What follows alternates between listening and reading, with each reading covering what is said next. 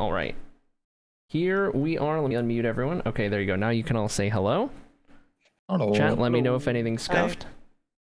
This is the first time we've done this mid-subathon, so hopefully I got everything. But we'll find out. How's the Spotify link? Ooh, forgot about a listening party there. Let me let me hook you up real quick. Figured there was something. Okay, let me know if that works for everyone. Fantastic. I'll fix that. I probably scuffed it on stream for a second because I had to pull up the chat. All right, there we go. Cool deal. I see you in the chat, MHC. We'll take a look after. Thank you for letting us know. Okay. If we're all ready then.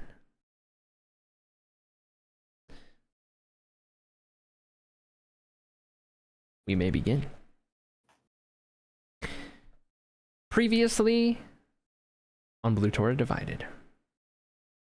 After arriving in the city of Nautabu and joining up with newer party members, Sam and Ocean, the group took care of an investigation bounty posted by the leadership of the region.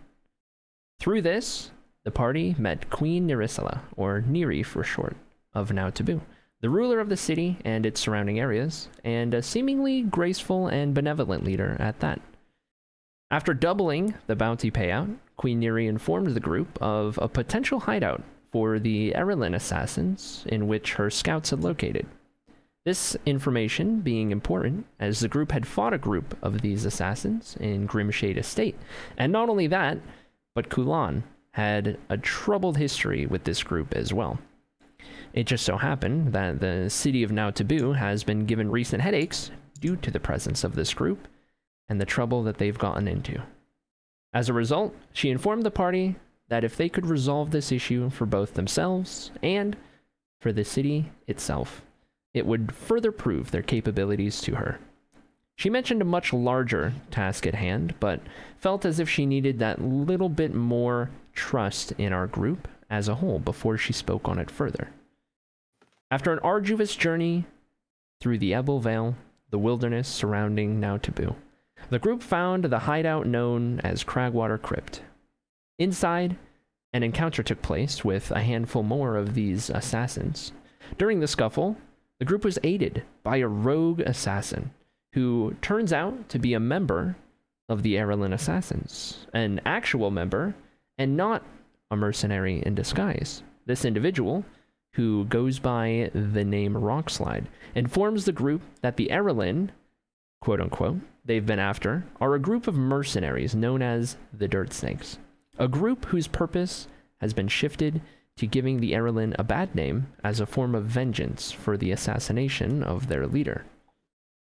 The group learns that all of their encounters, including those of the city of Nautabu itself, those in the city of Nautabu itself, have been with the Dirt Snakes impersonating the Errolin as opposed to the real group. They also learn that the Errolin have a set of strict codes, some of which strictly prohibiting members of the Errolin from involving themselves with religious figures, groups, locations, or the like, casting doubt on who really attacked Kulan and his fellow monks on that dark previous day. Rockslide was deemed trustworthy through various insightful readings and literal mind readings as well, and allowed to leave in peace. The group now finds themselves ready to embark upon the journey back to Nautabu, having completed their task and collecting various amounts of coins and gems from within the crypt as a nice bonus as well. The journey back to Nautabu is a 2-day trek through the Vale, should there be no issues. What would you like to do?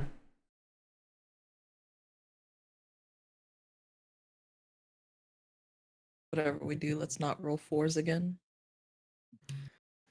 Honestly, the idea of facing more of those tree things horrifies me. Knowing the trek we have back, and knowing the relative safety of this keep, what's to say we don't stay here for just a little bit? Catch our breath, make sure that we're not injured? I agree. Sounds like a marvelous idea. Yes, yes. I would like to play some music as well. Of course, play away. Yes.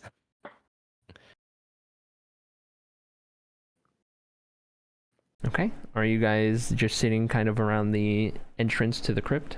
Just taking a bit of a breather? What is the plan? I think I'd like to recover some hit points in one way or another, and if we do have to fight Yeah. anything coming back, I'm a little short of spell slots. Okay. Yeah, I mean, we I could can. do a I can long also. I rest. also feel my magical abilities feel kind of drained. Yep. Mine too. A long rest might be the plan then, I think. Okay. It is currently sometime between or on the cusp of afternoon to evening. Would you guys do you guys plan on resting through the night, or perhaps resting until you're fully rested and leaving at some point during the night? Ooh. Traveling by night might be a good option given that we get to rest by day. Less threats in the bright. Depends whether we want to move through the night or avoid that threat entirely. I do think the night is scary. It's frightening, I don't know. Maybe there are some monsters in the dark. Perhaps Oh, it's definitely. best that we stay in the, as you said, comfort of the crypt during the night, and then we leave at dawn. Sounds good to me. And I. Okay. So you're staying just on the inside of the crypt. Does anyone wish to take any watches, or are you trusting in the safety of the crypt? I'll take my first watch. I'll take second. Take third if it's needed. Crypts can be trusted, guys. What? Well, you see, we just got done clearing the monsters from the crypt, therefore there are no monsters, therefore we are safe. This is how game design usually works. We need to burn down the crypt. We will burn down When- the crypt as well. When I look at the crypt on the map, it says cleared, therefore there's nothing to worry about. Yeah. Okay. So you guys settle in just on the inside of the crypt for a bit of a rest and a bit of a breather after the strange and somewhat revealing, somewhat even more confusing encounter that you had mere moments ago that somewhat feels like months for some reason. I don't know why that would be. And Hera takes the first watch. Correct me if I got that wrong, but I thought Hera got it. So go ahead and roll a d20 for me.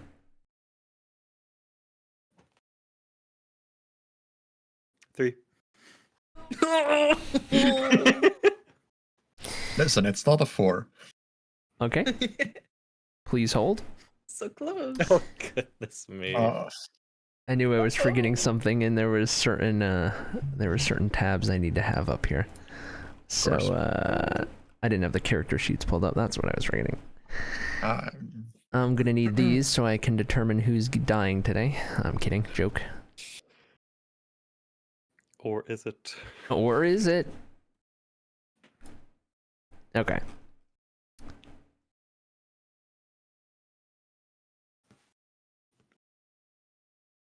All right. You rolled a 3? I 4? rolled a 3. Okay. Roll a d6 for me. D6. 3 again. Okay.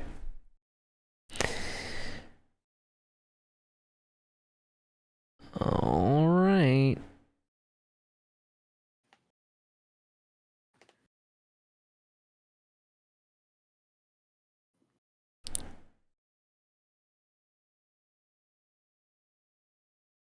Just one moment here. Just one moment.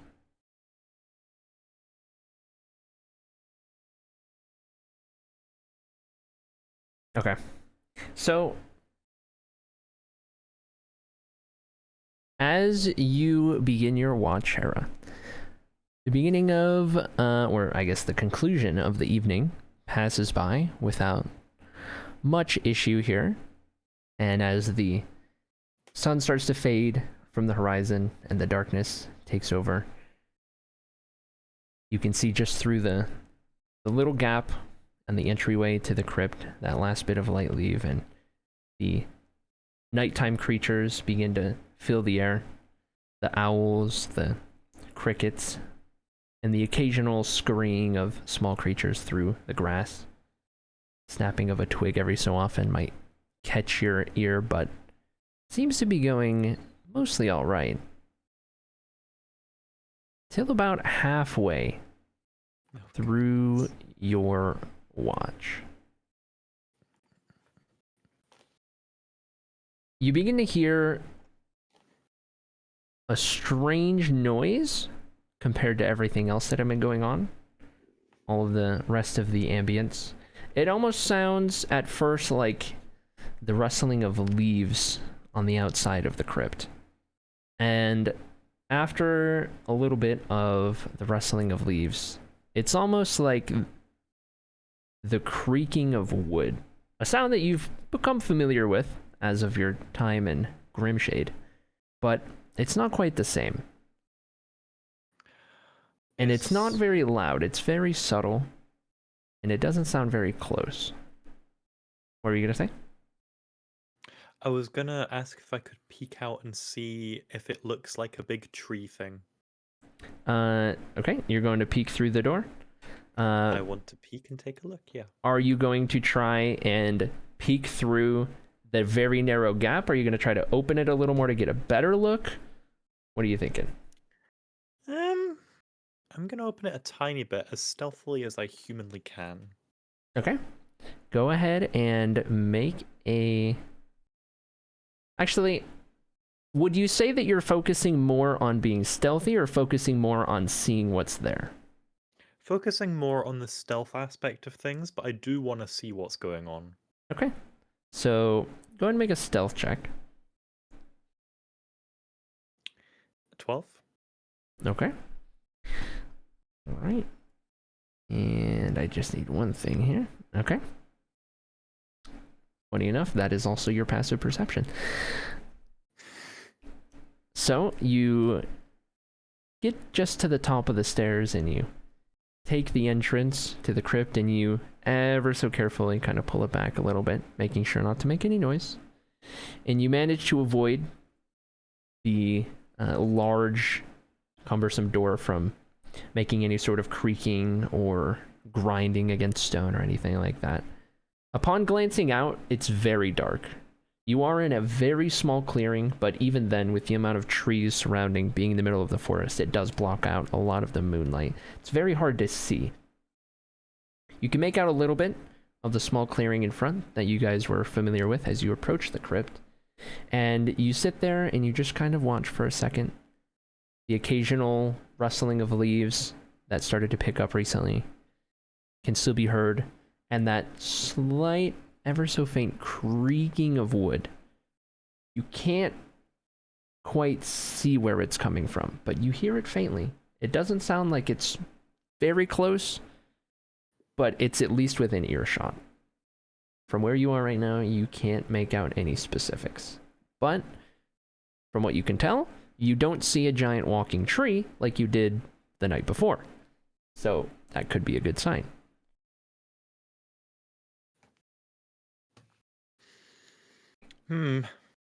Okay. I'm gonna keep watch right at the door. And if I Okay. see any movement, I want to have level 3 fireball ready to go. Something that will deal the damage and wake people up if needed. Okay, so keeping the door how you had it open, you're just kind of sitting there camping it? Yeah, I'm just sitting there camping. I'm like round the corner, ready to hear a footstep and just... Okay. All right. I am just going to...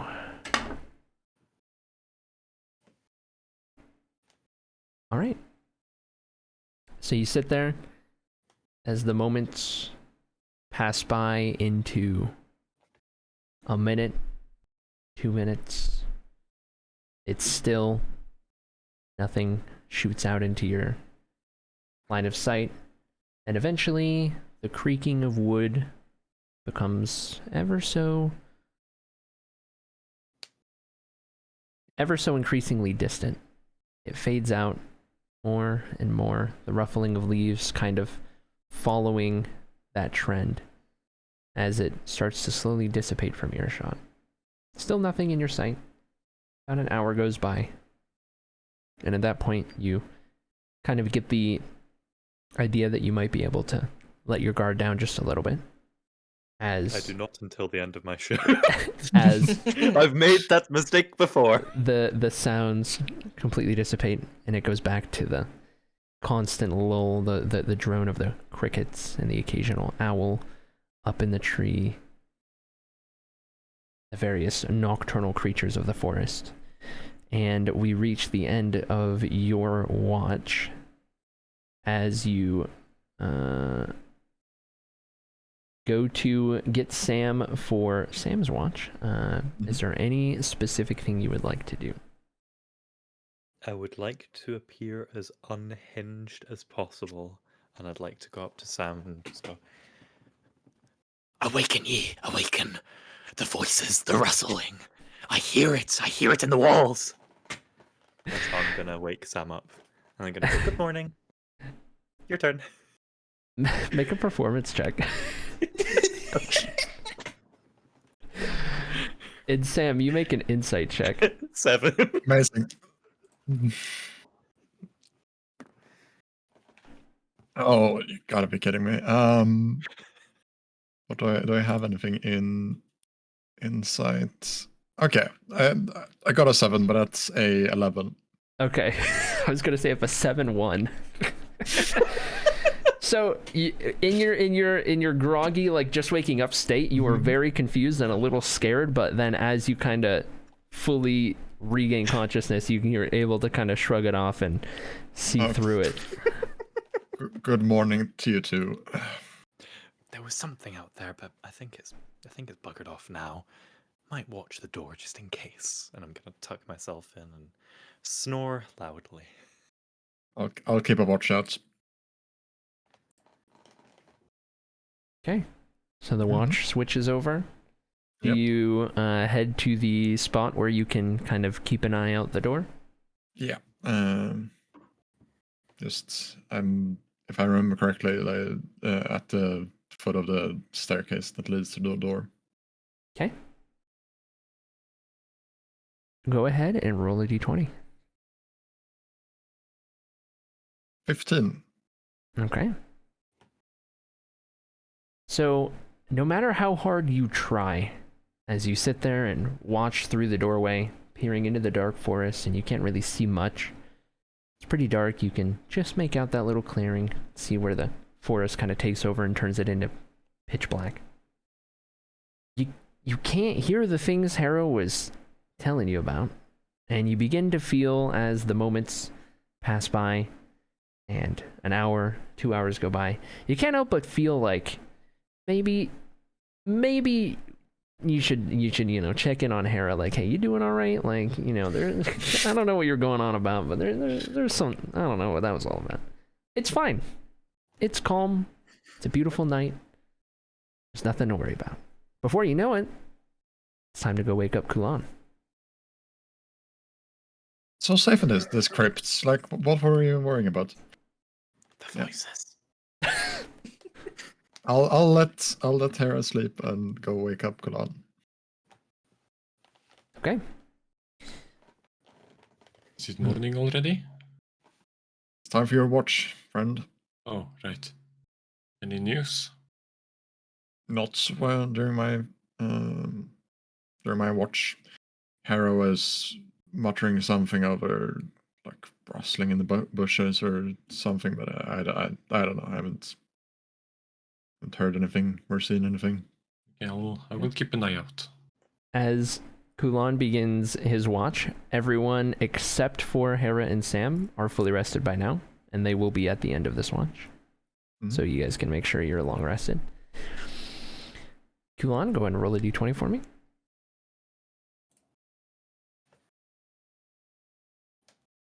7.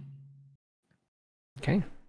Also, I said Hera and Sam, not Sarah and Ham, right? Because my brain's telling me I said Sarah and think Ham, so. and I'm just like, okay. You said it correctly. Okay. Yeah, I love Sarah and Ham though. All right. If anyone dies, their next character has to be named Sarah Ham. Just gonna throw that out there. All right. You said it was a 7? Yeah. Be glad it wasn't a 6. All right. So as you begin your watch, at first it's calm, peaceful. There's nothing that really catches your attention. Occasionally, you hear a small creature dart into or out of some bushes, and it kind of makes you jump a little bit. You kind of snap awake, more so than you were already, but just kind of catches your attention, keeps you on guard. It's a little unsettling, a little eerie. Throughout your watch, you don't really, past that first little window of it being calm, you don't really feel like you can really relax, kind of tense the whole time. Just unsure, as you're just not getting a great vibe from it. But the time comes and goes, and towards what you imagine to be the very tail end of the night, as the nighttime creatures, the noises begin to kind of settle down ever so slightly, and you can maybe catch the faintest little glow of the sun beginning to lighten the sky far on the horizon. Little bit more light peering in through the trees. The night is coming to an end, and you may wake the rest of the party up unless there's anything else you wanted to do before. No, I'll just wake them up. Okay. So you all are woken up by Kulan in I'm assuming, calm manner. You are finally not awoken by the middle of some combat happening for once. Yep. And you may, if you have not already, make sure that everyone is long rested. The day is yours. Good morning. Morning. What a Good morning, beautiful friend. day in this dark crypt. Very beautiful, but we have a long trek. I don't think we should waste any more time. Everyone get up. Up and go. You have 2 minutes to pack your stuff. Okay. Hurry? Yes. I will Yes. hurry.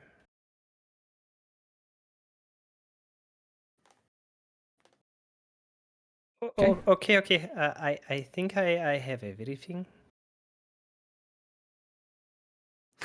Sorry, did somebody wake me up? Ocean, make a wisdom check just for fun. A wisdom check. Okay. Yep. All right. 18. Okay, yeah, like you're pretty that one. confident that you got everything. If it was really low, you were gonna go on like a downward spiral of I'm forgetting something. What is it? I don't know where I put it. What did I forget? We gave Ocean ADHD.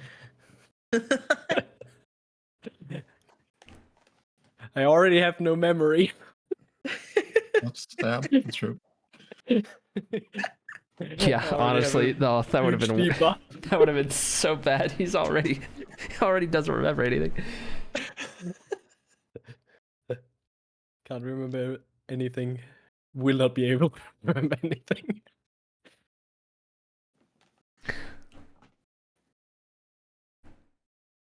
Alright, is everyone ready to go? I think so. About? Do we have Let's coffee move. yet? Has that been Nope. invented? I Goodness, don't know what okay. that is, but we're going. We're going, let's go. All right.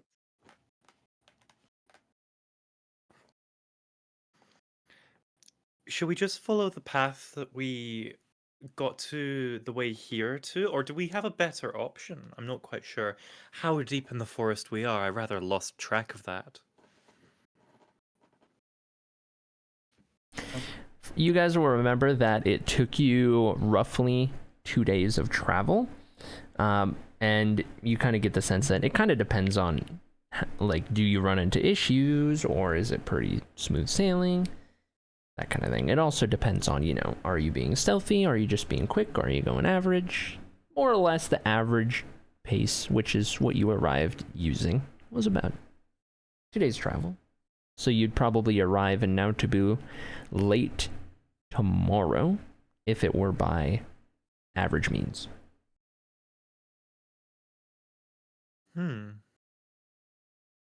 Well, we know the way now. We know that the biggest threat of this forest is either the monsters who are out at night, or the assassins who we have promptly and swiftly delivered a ass-kicking to. So, therefore, let's go swiftly. As swift as the wind can carry us. Okay. That makes no sense at all. Is there any sort of marching order in the group? You can be one in front of the other. You can be 2 by 2, 3 by 3. You can all be clustered randomly. Any sense of that? I imagine Sam made like a note of the path we took here, so he'll take the lead. Okay. I'll follow Sam, just simply because Sam's trustworthy. Okay. Who would be at the very end of the line? I can watch the rear. Okay.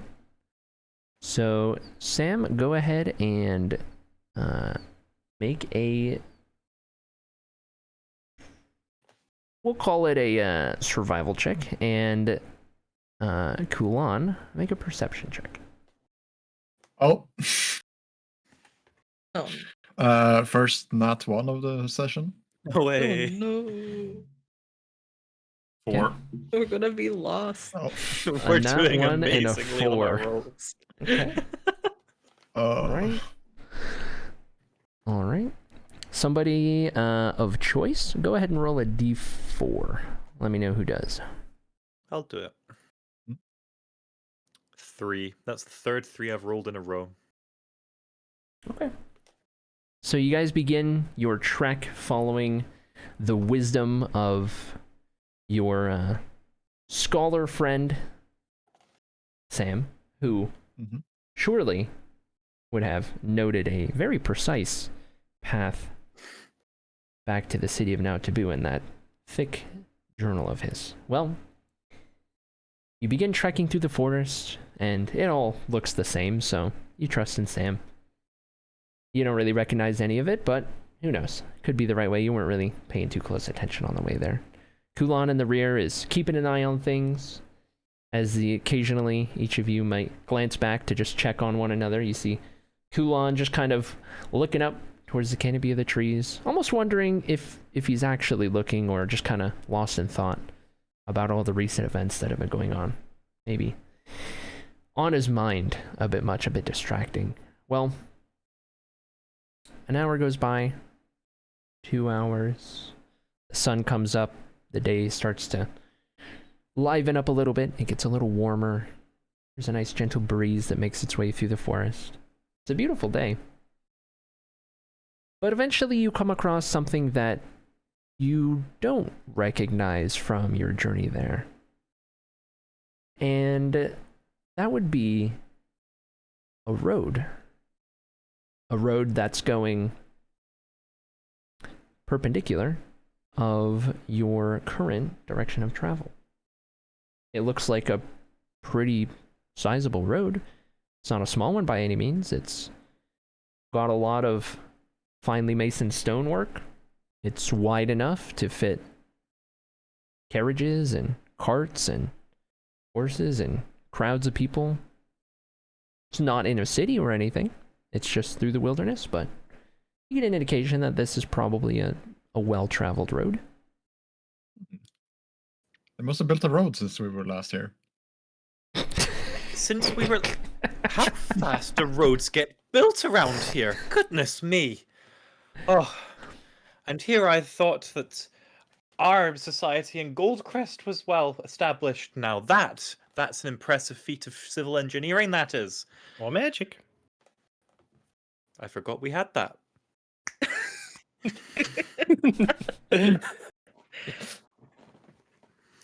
Now, do you recall which way on this good road it is towards the city?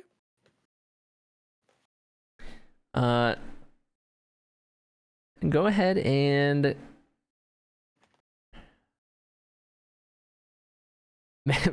make an insight check, Sam. Sure. You're just you are. I feel like insight would be the best one here. Reading the situation. Yeah. 7. We're doing amazing. All roads lead to cities, obviously. That's where you're at right now. Well, you know, either way, if we go left or right, we'll end up somewhere eventually.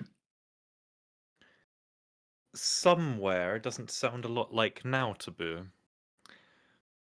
Sam, Which my one of you, dear by the way, Mr. in the Samthole Horatius? when you Are we guys were lost? at the shop, you picked up this map of the Ebel Vale. Who in the party would have the map at the moment? Oh, undoubtedly Sam.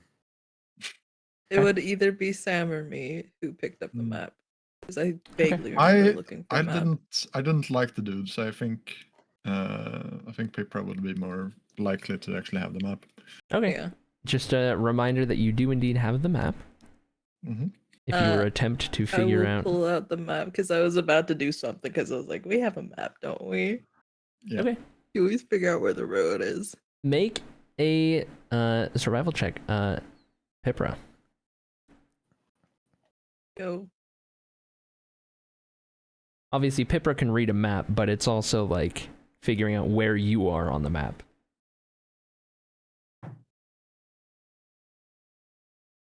15. Okay. So you get the indication that the road you are on is likely somewhere along this stretch of road I'm going to show on stream.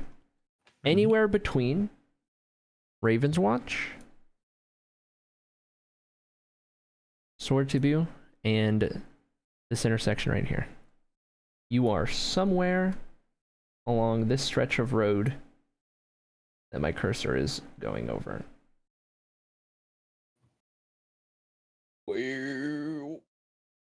You also, from that, get the sense that from the crypt, you guys traveled in the opposite direction of Now Taboo. Ah, I was holding the map upside down. Where was the crypt on the map again? Where was what? Where is the crypt on the map again? You don't know exactly where the crypt is on the map, but you know that it was south of Now Taboo in the wilderness. And you know that you traveled in the opposite direction of Now Taboo to get to the road, which is here. It seems we have a few options, as we have traveled very far in the wrong direction. We can either follow the road, see if we can catch a ride or rent some horses to get to the city, or just follow the roads on foot to have better bearings. It would take us longer though. We can get directions wherever we end up. Well, along this well-traveled road, surely we can't be lost for too long. Let's see what we find. Either way seems to lead us somewhere, and if we're facing south and Now Taboo is north, then This position of the sun. just never eat shredded wheat. Never eat. Oh, we should go to the right here. 1 second. Shouldn't we just ask someone? It's a well-traveled road. Can I look for someone? Make a perception check. 9. Goodness gracious. No, There they're doesn't hiding s- behind the trees. The only Nobody. someones that you can see are the someones of your party at the moment. Well, I think the only someones I can see are the someones in this party. If annoying. Is that the first time we've seen Ocean just be done?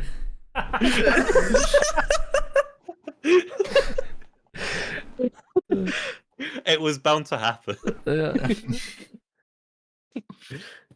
That was the straw. It was the straw that broke the ocean.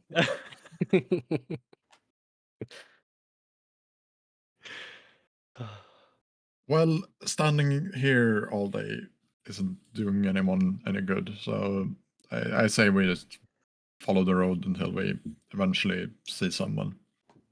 I would like to attempt to, by the position of the sun, figure out the direction and see which direction on said map leads to city. Well, given your knowledge of the stretch of road that you are on, and the fact that you went opposite from the crypt, you don't need to roll for it necessarily. You just know that you need to retrace the steps you took on the current day and keep going that direction, completely opposite of how you arrived at the road. You would already know that, given what you found on the map. You want us to stay in the forest, is what I'm hearing. Yeah. Well, were you trying to find out how to get there by the road specifically?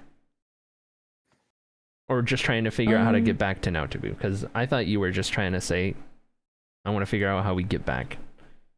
Well, the group was discussing traveling by road so we could get, like, eventually find, like, horses or a carriage to travel by. Exactly. And we know that the only things that will be this far into relatively civilized places are humans with malicious intent, and God knows we can deal with those. Okay. Giant snakes that turn you to stone, less so. I wasn't a fan of that. All right. So, looking for a way by road then, Pipra?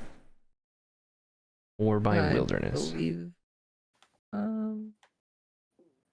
Which would you all prefer? Pipra would know that based on what you're seeing from the map, if you were to go by road, you'd probably be looking at a longer but less risky travel.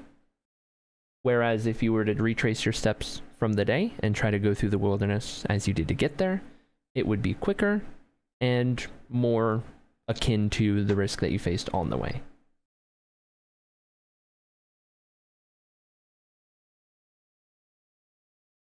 And we're talking maybe an extra day's travel if you go by road.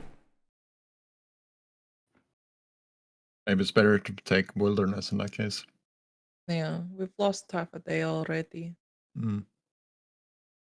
Well, consider, if it's going to be an extra day, then we've already lost a day and we'd essentially have been doing nothing. If we'd been half a day this way, it'll be half a day to get back to where we started. That'll be 3 days total, and from here it's 3 days. We'd only be losing about half a day. If we just continue on, that is. I agree. I It say we go depends on. on whether you think the risk is worth half a day.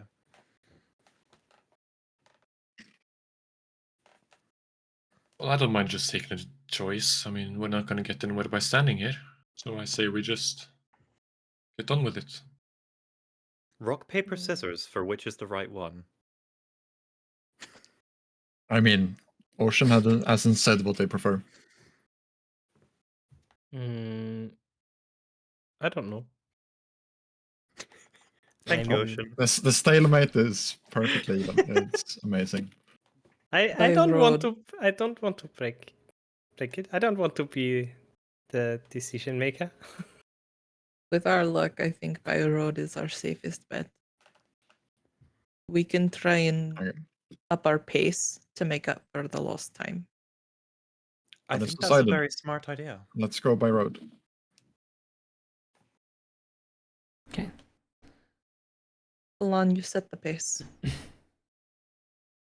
We'll be What was behind that? you with the map. Set the pace Oh. that we will walk at. I go relatively fast. I'm like between jogging and walking. Yeah, and it's surprisingly fast for how short Kulan is. You guys are like, dang, okay, you got a good power walk at a there. relatively casual pace. Yeah, yep. Sam is just at the end of the line, and you hear him like clunking. Yeah, yep. It's barely keeping pace. Pipper and Hera are walking. Kulan is got like a really good power walk going, real nice leg strength. Ocean's like dancing. Yeah, Ocean's just kind of like, Slowy. skipping. Got a little skip going on down the road. And the back is just Sam, just like out of breath, just like clanking armor, just panting, trying to like... Deadly over short distances. Yep. All right, so you guys begin your journey following Pipper's direction, taking the shortest route of road, which takes you first to the west, and then north along the main road.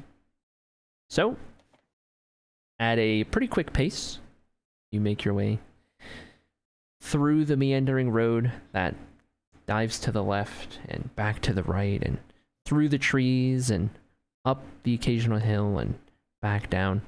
It's a pretty scenic road to travel through the wilderness of the Ebelvale. Occasionally, you see the odd passerby, person on horseback, carriage that makes its way in the opposite direction. But with the pace you're running at the moment, or making your way there at the moment, you aren't approached by anyone also traveling in this direction. And you get the idea that while this is one of the more traveled roads throughout, given its construction, it's also not one of the busiest roads in terms of people trying to get from one point to the other, but perhaps from smaller settlement to another smaller settlement. Eventually, as the day passes and begins to fade into the evening hours, you begin to come across in the distant horizon some faint glowing, the signs of civilization, and what at first becomes some scattered plots of farmland with the occasional house coming into view. It slowly turns into more buildings visible on the horizon that come together to form what you imagine from your map to be the settlement of Raven's Watch.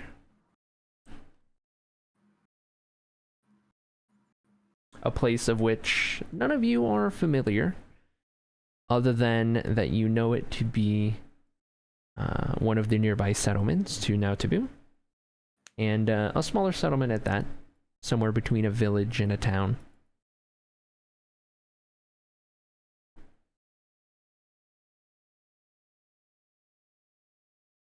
And the time of day, it's roughly evening, coming on to night at this point, or? Yep, the sun's still up, but you're starting to see those golden hues in the sky. One side of the sky is starting to get that deep navy color to it. Now, we could either push on into the night and camp some way down the road, or... Do I see a tavern nearby? You can look for a tavern. I would like to look for a tavern. Ocean's eyes light up. All right, go ahead and make That's a... an 18 for perception, Okay. and... Wait a minute, that wasn't perception, that was persuasion. I have not read anything in my whole You life. persuaded the DM to have a tavern. Hey, DM! That was an 18. 12 on perception. All right. So it takes you a little bit, and looking around and bringing the party along with you, presumably, as you make your way into the town of Raven's Watch. You see a number of houses. The farmland and farmhouses start to fade into, a little bit more dense of a sort of city center or kind of gathering of where most of the people might live and work. And eventually, down one street, down another, just kind of taking a look at everything, seeing what is where. You do eventually find on one of the more traveled areas of the town and kind of one of the little town squares that might exist within Raven's Watch, what looks to be a tavern, of which you don't see any defining like signs, like, you know, spelling it out clear as day. There's no name or anything on the exterior that you can see, but given the surrounding clues, the inebriated folk surrounding the building, and the sounds coming from within, you can pretty well tell that this appears to be what you are searching for. Fantastic. Well, everybody, as I was saying about 10 minutes ago when I was looking and then interrupted myself to be silent and look through this town, there does seem to be two options here. We could press on into the night, or I'm going to gesture towards the tavern-looking building. Behold. The road is probably a safer bet at night. Not so many creatures roaming. I don't think there are many creatures in the tavern. From my experience, I not. would definitely disagree. Mice? Rats? The worst creature of all. People. Drunk villagers. Those sound scary. They can be. Terrifying. Come, let's join them. What does Ocean imagine a drunk villager is? If they Yeah, know I want what to know this actually. I think I can tell. I think I should be able to know that at least. I don't know. It's I think mean, it's a worthwhile question. You've had Ocean has been around a tavern previously in Yeah. But have we called them that before? I don't think I ever have. I don't think you have, but I think Ocean might have an idea and just not be entirely confident, but probably have some kind of an inclination. Is there start referring to every other human as villager? Oh, villager. Yeah. I think a visit to the tavern is it's in its place. Fits just right. That is fine. Okay. Looks at Sam drenched in sweat. Yep. All right. So who is leading? Who's the first one entering the tavern here? I don't think anyone can beat Hera into a I tavern. don't think no, anyone's going to absolutely. beat me into a tavern. All right. All right. So Hera, as you lead your party through the front doors and you enter the tavern, you are greeted by the music within as you enter a pretty lively scene. You are at peak tavern hours at this point. It's a pretty full crowd, pretty full building, you know, for the size of the settlement of Raven's Watch. You were a little surprised as to how many people are here, but maybe it's just a real lively tavern scene in this settlement, or maybe perhaps it's the only tavern around. Not too sure. But either way, there are various conversations going on. You hear the rumbling of the smaller crowd of people, and the voices going every which way, different words that you can kind of pick out here and there.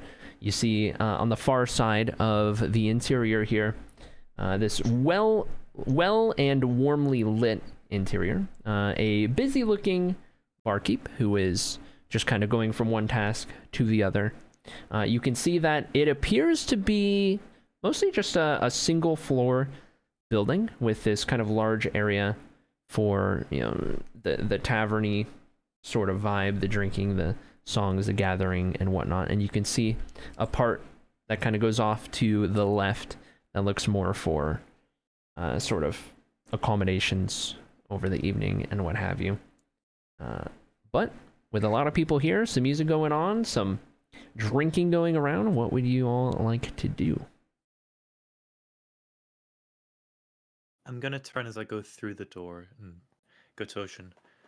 Observe the monsters and immediately lose myself in the crowd.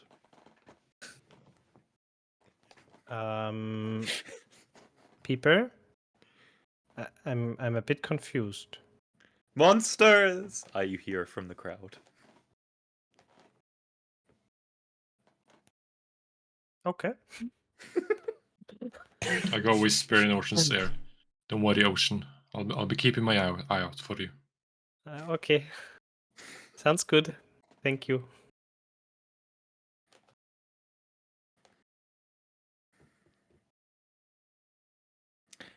Does And the the rest of you? barman look at all ready to take orders? I mean, you get the indication that at any given point at the moment, he's just gonna be kind of moving quickly, trying to keep up with everything, but that is just the nature of the time of day. Fair enough. I'm gonna wait till he has a second and place an order. Okay. And what exactly is it that you would be looking to place an order for? Oh, we'll go for some sweet mead, the sweetest you have. So you find a moment. Are you getting some for the whole group or just I am yourself? indeed. I'm buying for Okay. everyone. All right. So you're able to find a quick moment amongst his rush and busyness. You order some mead for the group, and for the whole group, it just runs you 2 gold pieces. You learn that his name is Karnik, and the tavern you are in is simply called Karnik's. Very Spelled cool. Karnik is the name. Carnix. And it's No a one humble makes little this car. establishment. So you are able to get your drinks and bring them back to the group. You notice that while the place is pretty much packed full, there does seem to be one table that is being cleared up in time for you guys to mosey over and find yourself some seats, if you so choose. I do. I will reserve the table for us if anyone wants to join. I join. Yep. I join. Join too. Harry, you're blurry. I am. I'm just trying to adjust my light to like. Oh, somebody cast The Fireball. power of the sun. Hopefully that'll stay. I've still got my blinds open because for once in Sun, the UK what is it's that? actually sunlight at this hour, so that's Wait, brilliant. what? Yeah. Yeah, Still for light? real. Oh yeah, no, it's still light. It'll be light for another hour after this. There you go. All Bear right. in mind, Scotland doesn't get true night. Well, for the summers. Anyhow, Yeah. I'm gonna set everyone's drink right in front of them. I'm gonna go, well, drink up. I've had a hard day. What is this? This is some mead. I'm going to down my mead. It doesn't look like meat. Do you have any water? Barman. Hera realizing that Hera did not ask the group what they wanted to drink. What meat is in there? Is it chicken? Is it beef?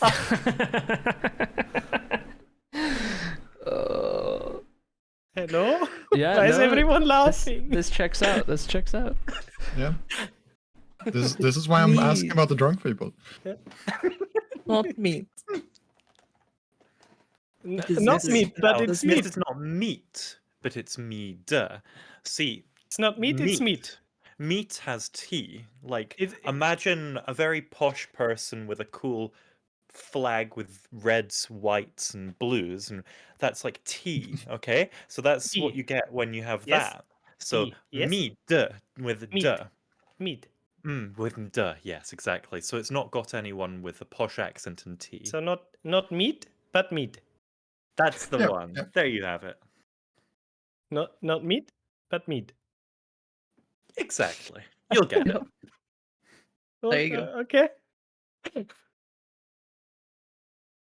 A very confused Ocean just glances down at the glass, at the drink, and just unsure. Just give it a try. It does not taste like meat. I take a sip. Okay. It is a taste that you're not familiar with. Different than water for sure. It's got more of a punch to it, but it kind of leaves like a lingering warmth, even though it's not a warm drink. And well, at first it's kind of like a little.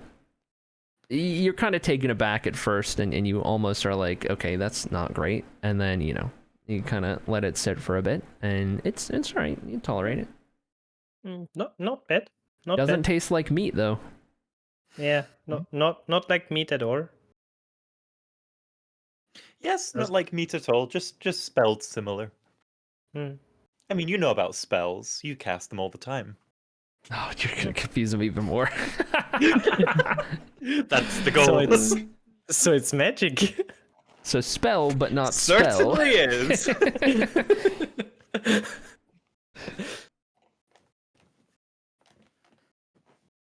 Sam just looks exhausted at this point. After traveling at a pace he's very not used to. Mhm. He's just sitting, sipping his mead. Okay. Anything else notable among the rest of you? I'm going to get our poor monk a glass of water. Thank Okay. you very much. All right. You're Very able to welcome. get some water easily enough. What happens with the extra cup of mead? You want mine, Ocean? You could have two. I think I'm good. Anyone else want Before one? you even finish that sentence, Hera is already sipping it. Hera, make a Constitution save. Oh, I'm good at these. Constitution save. Fantastic, natural 1. So in Hera's rush to just get some fine drink and relax for the evening, one very, very important detail seemed to slip Hera's mind, and that was just how empty a stomach Hera's really got going on right now. And after downing that second glass and feeling real good about it, so just a little moment passes by before all of a sudden, Hera, you have the unyielding urge to just vomit everything. And you gotta vomit now. You've gotta, it is coming out no matter what. I'm gonna run out the door. Okay. Hera, without a word, bolts out the door, looking follow. very troubled. I would like to very stealthily try and mask what's about to happen by casting Shattering Boom at the opposite end from where I got. So like, I will dart one way out of the tavern, knowing that I'm probably going to be followed, and cast Shattering Boom in the opposite direction. Oh boy. Okay. Alright. Let me just pull it up here real quick. I can respect it. I gotta respect the hustle. Alright. Alright. For those who don't know, this is a homebrew spell. It is a cantrip with a 60-foot range. You point a finger at a point or target in range, causing some thunder damage if there's a target, from a deafening roar of thunder centered on the point you choose. If there is a target, makes a dex save, but you can use it on not a target. So and of course, not using it on any living Yeah. thing. I'm pointing it into an empty point you're just as a going distraction. yeah you go out to like the right and you're pointing to the left and you're like, oh, look over there, basically. Yeah, exactly. As Hera barges through the door and is about to just like everything's just about to come out, Hera quickly just kind of points over in the other direction, and as Hera just unleashes all over the poor dirt, and Pipra is following suit, there is a loud thunderous noise in the other direction that it kind of reverberates throughout all the buildings, and definitely everyone within a couple blocks definitely heard that noise and would be potentially, oh, Spotify paused because I was talking too much, would be curious, confused, concerned even. Pipra, as you make your way through the door, make a perception check. Just to determine which thing is of more note to you, the boom or where Hera went. 9. Okay, so as you barge through the door, or you follow Hera who barged through the door, the sound of the thunder catches your entire attention as you look over in the direction of it and try to like make sense of what's going on, but for some reason you're just not as perceptive as you normally are in this moment. You know, through your other sense, you can kind of sense all of the people in the tavern who you can kind of feel everyone sort of tense up a little bit through their various movements, but nobody else is approaching. And by the time you decide that you can't really see anything going on, you look in the other direction and you see Hera, who is just turning around and meeting your gaze, seemingly just very quickly having ran out and stood there. Prestidigitation on myself and go, wow, I had a bad feeling about this. I knew there'd be trouble. See, there was a spell cast over there. Can I insight that? Yes, insight check. Hera, feel free to either make a deception check. That's a deception Yeah. check. There's no way Yeah. I can. No. Yeah. 13.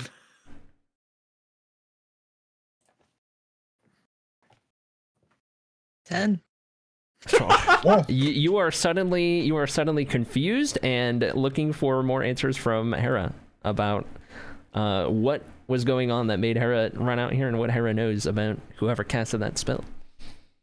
It's to do with wild magic, you see. So sometimes, usually I can control these things. It's like a sense. It's like sight. You can see things, but you can filter out other things. It's like in a crowd. When you're looking for someone, you can see someone's face. It's the same with magic. Sometimes you're tapped into everything. And when you're a little bit drunk, and I refer back to the tavern, it can sometimes dull that a bit. So I felt it just out there that something was charging up some devious energy. So I had to go out and make sure nobody was hurt. But it looks like, it looks like everything's okay. Shall we go back in?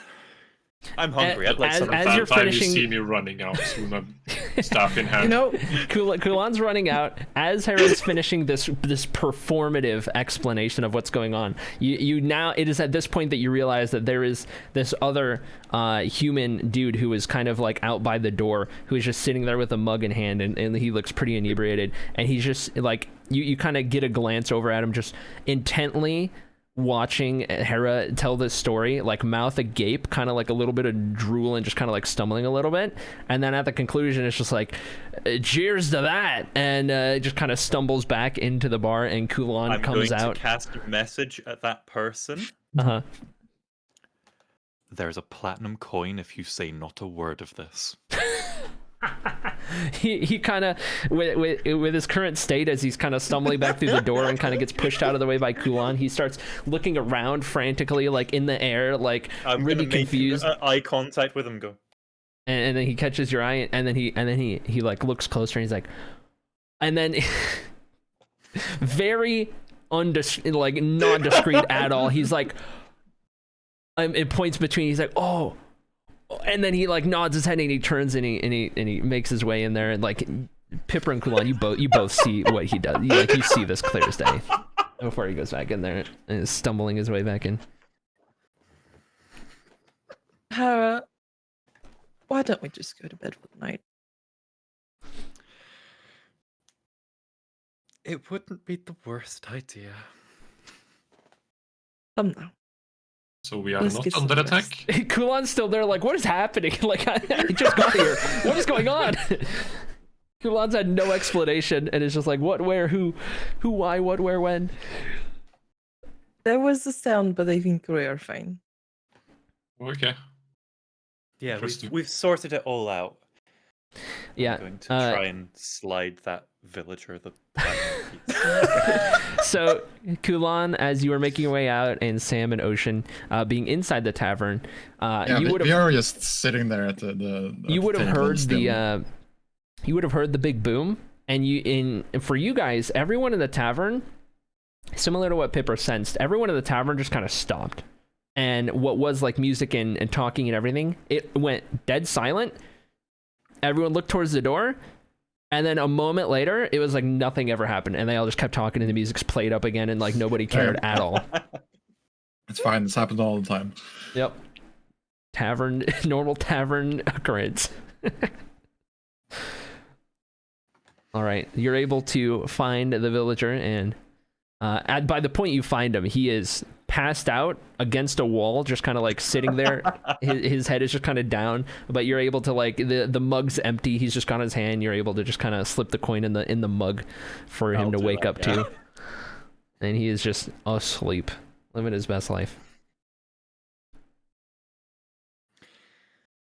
I will go secure myself a small scran and then get to bed, I think. Scran, classic. Oh, what? A small scran. It's like, it is one of the most UK terms of all UK terms that could ever exist. I've not heard it. It's just another word for, like, eat. yeah, a meal. Okay. Grab a snack or so. You can either scran something or have a scran. Okay. While Hera does that, I will go to the barkeep and see how much rooms cost. Okay. You were able to determine that you could get, well, there are currently 2 rooms available, of which each one would run you 3 gold pieces for the night. If you were to get both of them, it would be 6 total. I pay it. Okay. You are able to pay it and get your keys to the rooms. You're directed as to where the rooms are. They are right across from one another on either side of a hallway.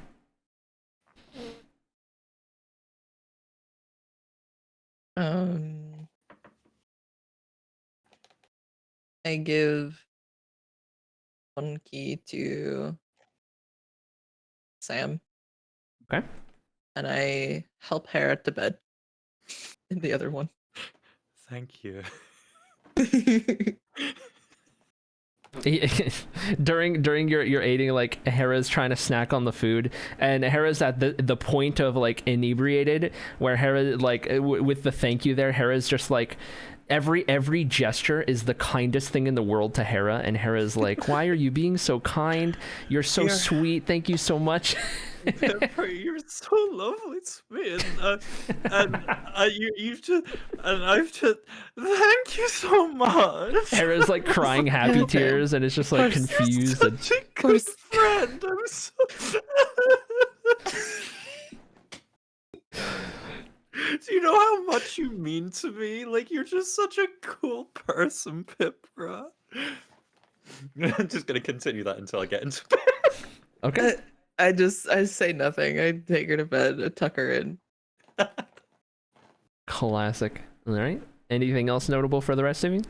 Who is in each room, by the way? There are 2 rooms. Down the hallway, there's one to the left, one to the right. It is of note for me, but you might not have to worry about it. I'm guessing Clan, Ocean, and Sam share a room. Okay. That was my intention. Okay. All right. Unless they want to sleep with the drunk. It's fine. I can have him. How is Ocean doing with his first This is the first ever beer, right? Or mead. As far as Alcohol. all of you, Ocean included, can recall, based on his limited memory, That's fair. yeah, unfazed, unfazed, completely as if it was just a glass of water, just vibing. I just write down in my book. Species has prior contact with alcohol, probably. Perfect. Ocean, at any point do you attempt to play any music during the evening? Sounds like a great idea. All right. Are How we does still- Ocean go are we about s- it? Are we still uh, in the in the tavern, or are we in the rooms? that's up to you.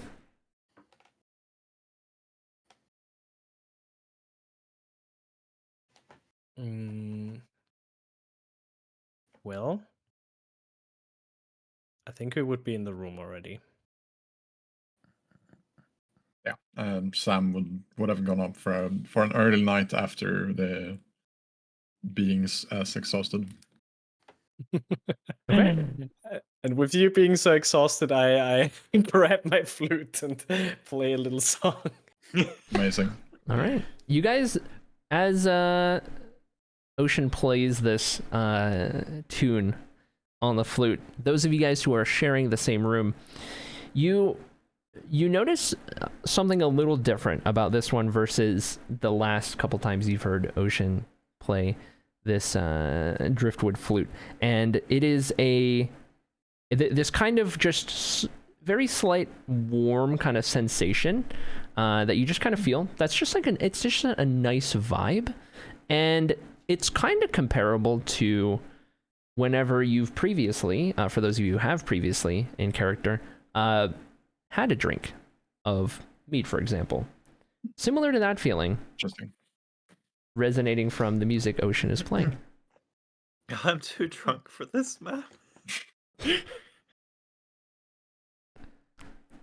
If you have a second, Cody, I put something in my character thingy. I'll take a look. A question. All right. What are the rest of you getting up to at the moment?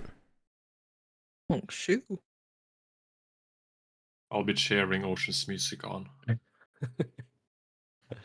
I am going to be passed out, just kind of in the bed going. Passed out like a sick Victorian child. Amazing.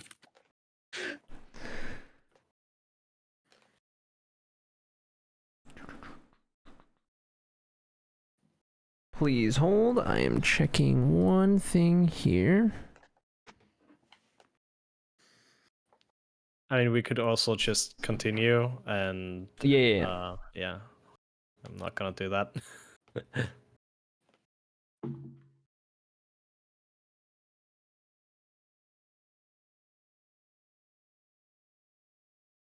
Okay. Okay, well.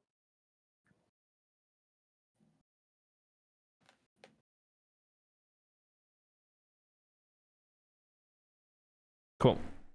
All right. There's a inventory question. So, is everyone headed to sleep at this point, or is there any last things before the night is up?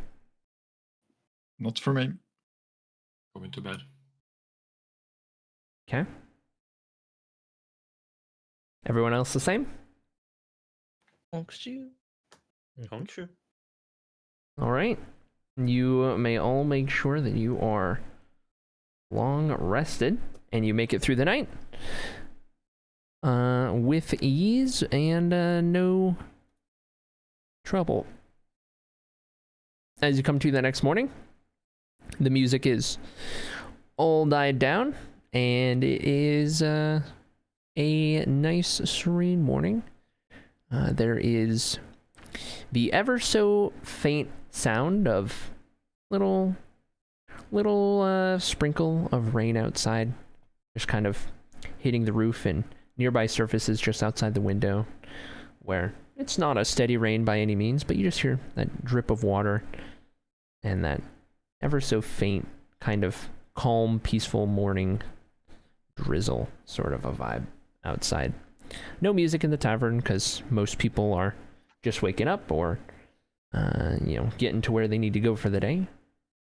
Working and responsibilities and all of the sort. You all come to at about the same time. Except for Hera, who needs to be woken up because Hera is like mouth agape, mouth breathing, drool down the side, just like passed out. I am shaking her awake. All right. Hello? There you are. Hello? Oh, You're a goodness sound sleeper. gracious. Mm. Am I alive? Just about. How many fingers am I holding up? At least 2. That's good enough for me. Come on. I'm gonna get up and locate the nearest water that I can find. You're able to do so easy enough. Anything of note for the rest of you, or is everyone looking to get up and around and back on the road? Back on the road. Okay. Who would like to be leading the way, or what couple of individuals, or how are you going about traveling the last stretch here? Sam will Good. not. He embarrassed himself enough the other day. He'll Ocean- stick to the back. Ocean seems really, really in a good mood this day, especially. Mhm. And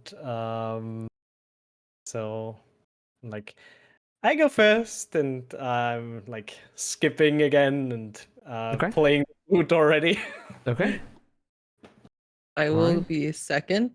I'll have the map out and kind of peek at where we are in relation and just keep an eye, make sure he doesn't wander off in front of me. Okay. So you guys begin your trek down the road towards the city of Nautabu, headed northeast. And this road is a little more accommodating for like a slightly larger amount of people to travel to and fro from the last one you were on. You kind of get the indication that this is the road directly leading into the city, and that would be why. You do see more people traveling the road, especially as the day begins to pick up and you approach the noon time of day. People going to, people going fro, horses and carts and merchants and travelers, all the like.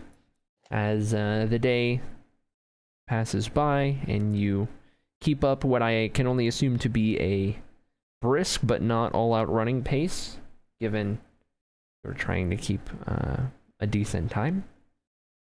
You don't seem to run into any issues over the morning hours, but if somebody in the group of choice wants to roll a d20. Sure. 11. Okay. The day comes and begins to wane as you have spent all of the hours of it traveling down this road, meandering through various hills, parts of the forest that get a little more dense, parts that thin out a little bit, some smaller kind of meadows and openings and clearings, almost turning into some plains at certain points, but not anything too big whatsoever. The forest always kind of comes back around. No real sign of civilization towards the end of this day. You're fully in the wilderness along the road here, and the day is beginning to come to an end. Do you wish to push on into the night or find a place to camp out?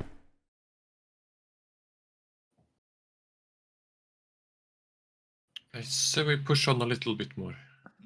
I'd rather I not meet agree. another tree. Agreed.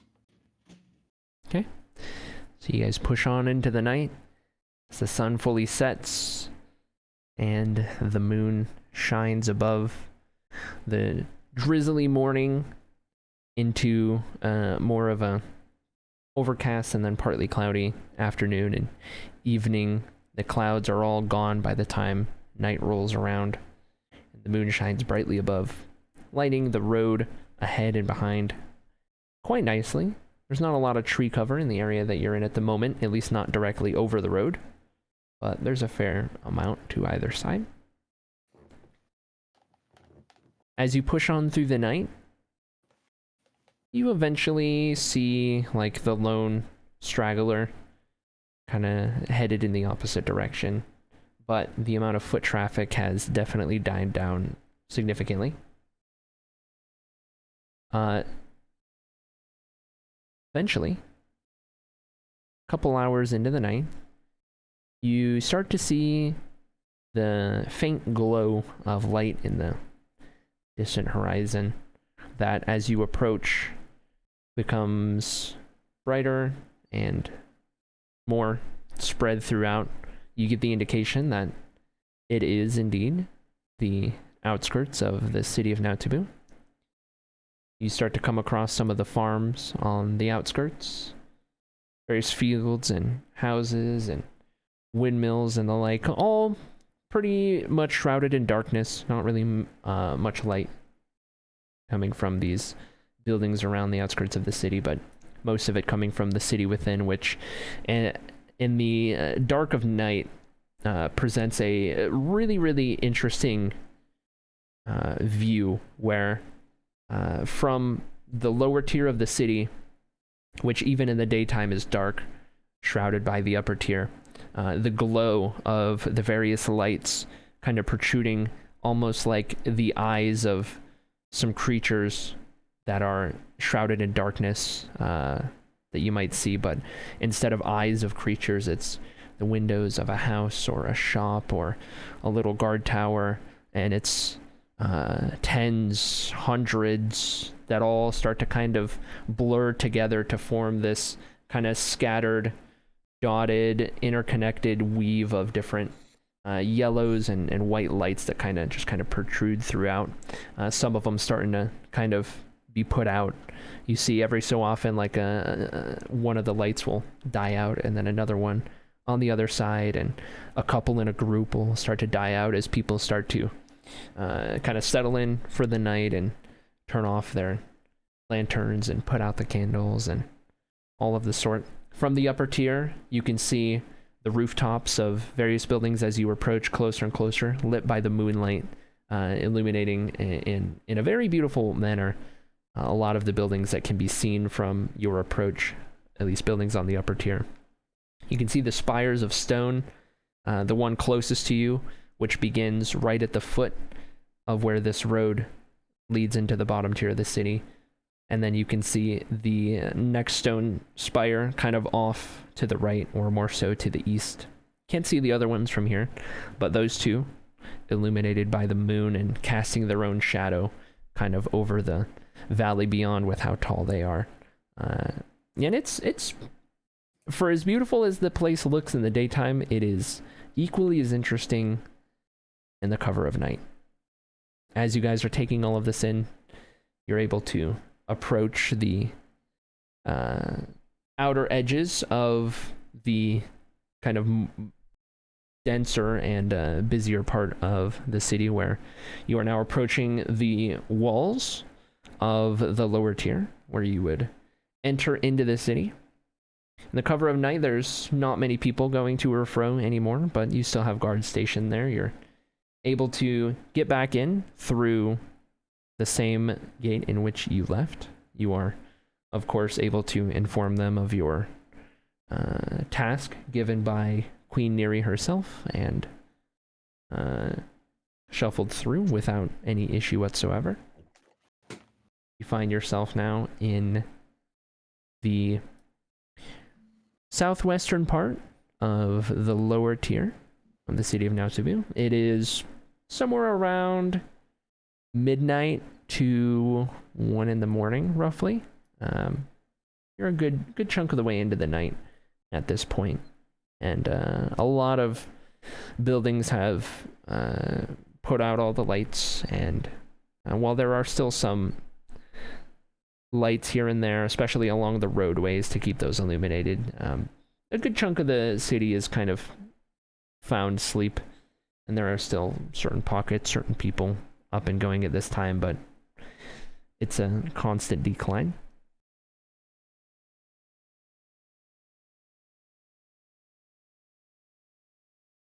What would you like to do? Now, do you think that at this late hour, the palace is open for visitors, say, cashing in a bounty? I would probably have to suggest we wait until it's not night anymore. I agree. not- We should go in the morning. Yeah. Just have to find a place to rest till then. That sounds good.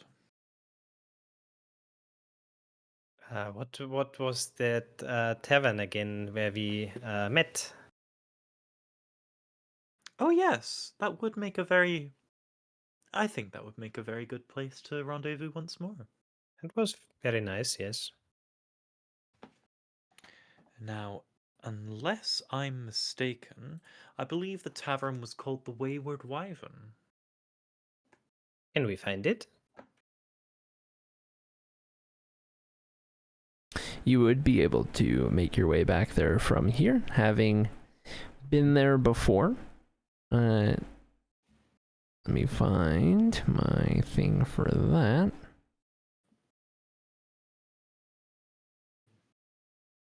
Okay. So you would have been to two different taverns. The Wayward Wyvern being the one that is of more note to you. You guys make your way directly north of where you entered through the lower tier of the city until you're kind of up in the more northwest quadrant of the lower tier. And you're able to locate the familiar site of the Wayward Wyvern. You make your way in and find the barkeep that you met before, whose name is Legzalt, the human male, familiar, tall, and lanky sight, with his darker beard and unexpectedly kind of lighthearted and cheery personality, for being a barkeep at least. Are you looking to get some rooms there for the evening?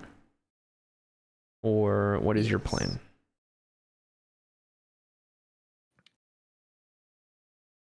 I do believe we need rest. Can't ignore a long rest, or else we take a point of exhaustion, right? That would be correct. Yeah, so we just need to hunker down until morning. All right. You're able to get a couple of rooms.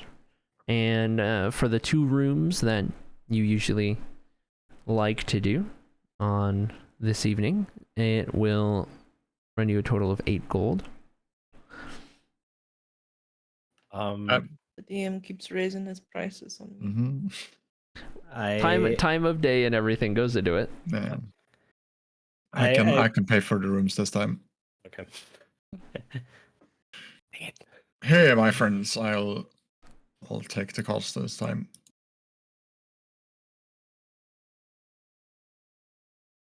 What were you gonna say, Ocean? Nothing. Okay. Sam went for it. Okay, all right. So you're able to get a couple of rooms, very late notice, but get it taken care of nonetheless. And by the time you arrived at the Wayward Wyvern, it was mostly died down, as the prime tavern hours had come and gone.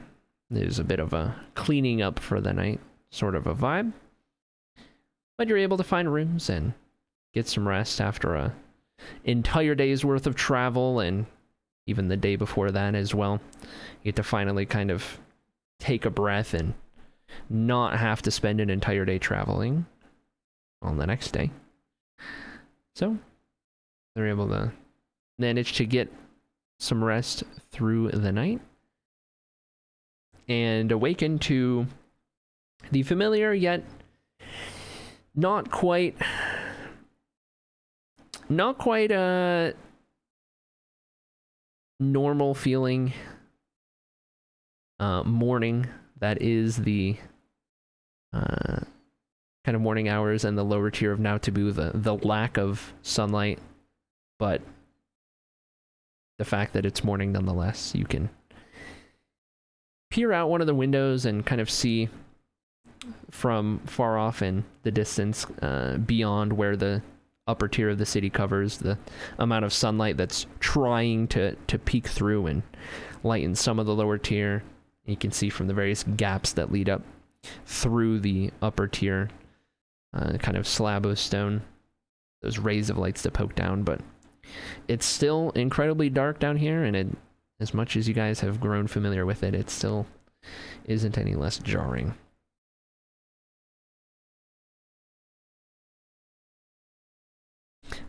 The day is yours. Good morning, everyone. Good morning. Grazie. So, Now it's the day. it is indeed the day.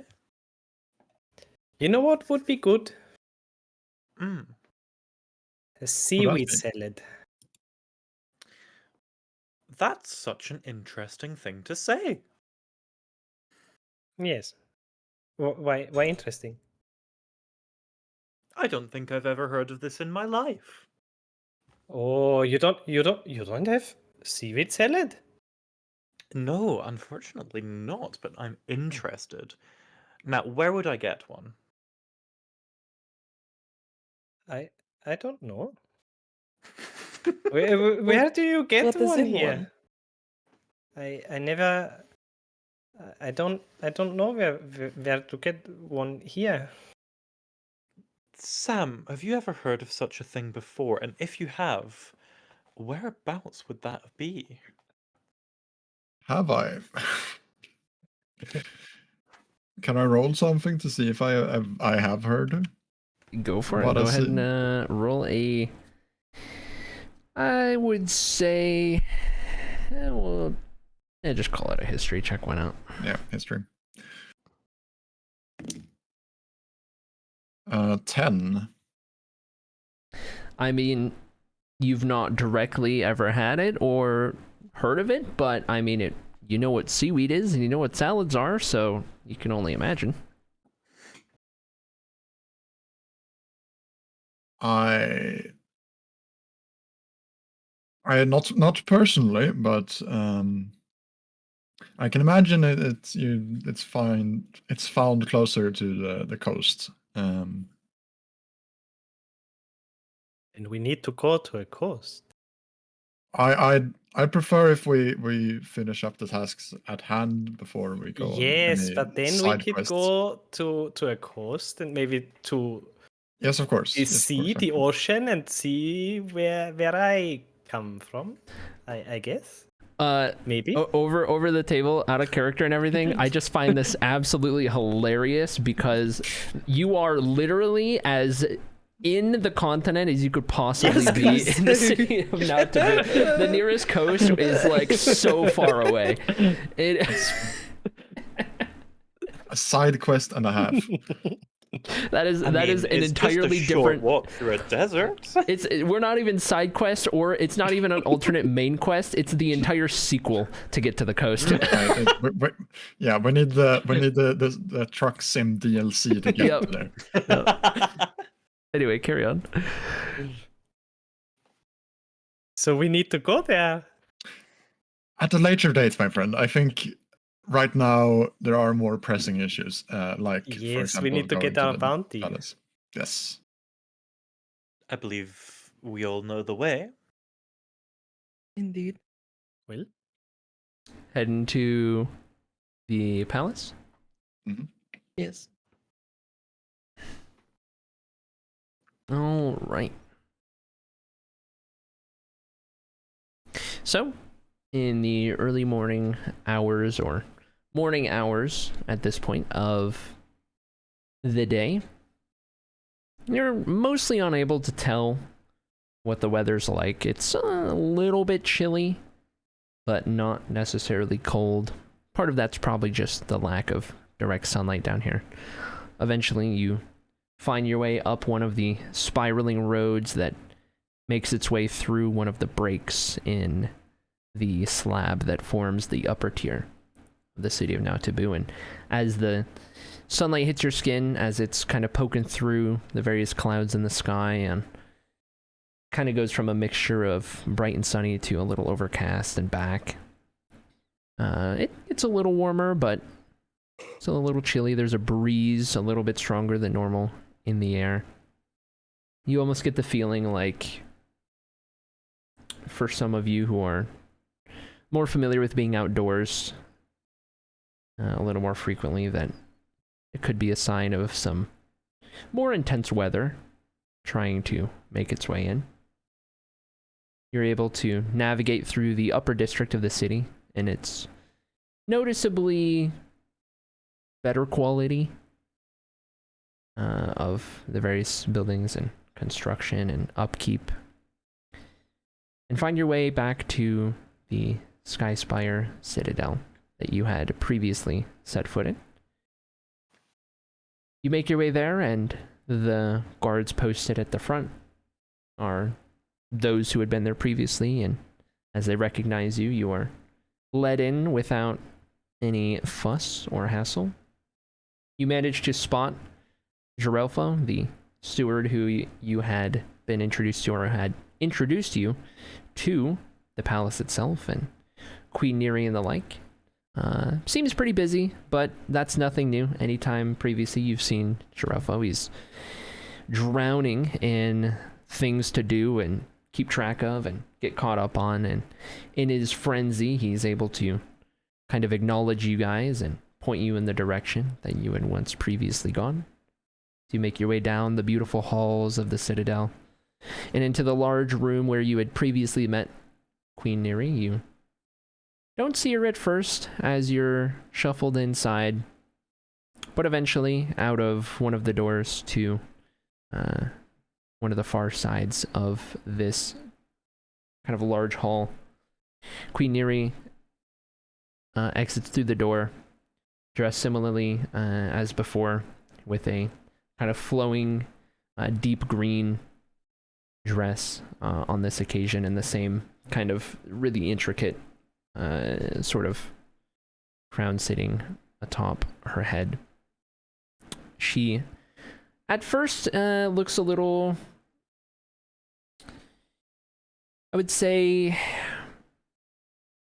just kind of you get the sense that there's just like a lot going on, and it seems like she's just kind of feeling a little stressed out by it, but is able to kind of shake it off as she turns her attention to the group of you guys who are waiting patiently in the hall. And as she approaches, noticeably the older Warwick figure who had been here last time taking notes and being pretty much glued to her side is not present at the moment. You have not seen him since you've entered. She approaches all on her own, other than, you know, the occasional Citadel guard posted at various doorways and just kind of there to make sure everything's going normally. But for the most part, it's pretty devoid of any activity in here outside of herself and you guys. As she approaches, well, I'd been hoping we'd hear from you a day or two sooner, but now that you're here, and seemingly you can see her kind of eyes going over each one of you, kind of trying to make sure, like, remember each person and count how many are in the group. It seems as though you've all made it back in one piece. I hope that's a good sign. One piece, give or take. Well, Yes. Well, we didn't sustain any casualties, but we have things to report about the so-called assassins. So-called assassins. Well, for one, I assume this means the scouts were right about the crypt being a location in which they were holed up in. Over the past couple days since you've been gone, there haven't been any new happenings here in the city, at least none that have been brought to my attention from this group. But please, what have you learned? You say you say that this group was not assassins? I'm confused. So we ventured into the crypt where we met this this group of what we thought were the assassins, but it through the fighting it seems that or during the fighting we met another person who was not aligned with this group, who they claimed were not the Errolin assassins, but rather a group of mercenaries called the Dirt Snakes. You're just kind of pondering as you're speaking. So who we thought were the group of Errolin who have not previously been here in this region, but had moved in recently and been causing trouble, were not a group of assassins, is what you're saying. I'm not familiar with anybody known as Dirt Snakes, but there's no actual assassins in the area, is what you're saying. Not that we have know of. Well, it answers some questions, but brings up some more. Are we to assume that the same group of, I suppose, these Dirt Snakes, these troublemakers, were the same group plaguing the city as were the ones you encountered previously? That perhaps this is all tied together as being the same group? It seemed that way. Most likely. I see. And you said you met one of the supposed actual Errolin assassin group. How exactly did that go, and what might you have learned outside of the fact that the group we're working with is not who they seem? But yeah, do tell me more about this actual assassin figure you've encountered, because we've not had a presence from the Errolin assassins in this region. As far as I can tell, any time in the past, it would have been a well-kept secret, if at all, because we don't have any records of them being here. But many of us, at least who have studied up on some other regions and groups and some of the history, are definitely very familiar with them. What all did you learn of this individual?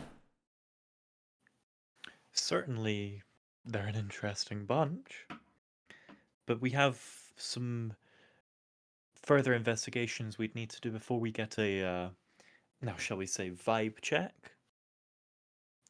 This particular individual seems to allude to there being, as we said, there being a difference between them and the Dirt Snakes. However, we're not quite sure what their intentions are, just that the Dirt Snakes are separate. Very well. Did this individual mention anything about the surrounding area? The group as a whole, the Errolin, are they around here? Is it? I'm just very confused as to how they were brought into this. Why would there be a group posing as the Errolin and operating in this region? Their intentions, according to this individual we met, is to pretend to be the Errolin assassins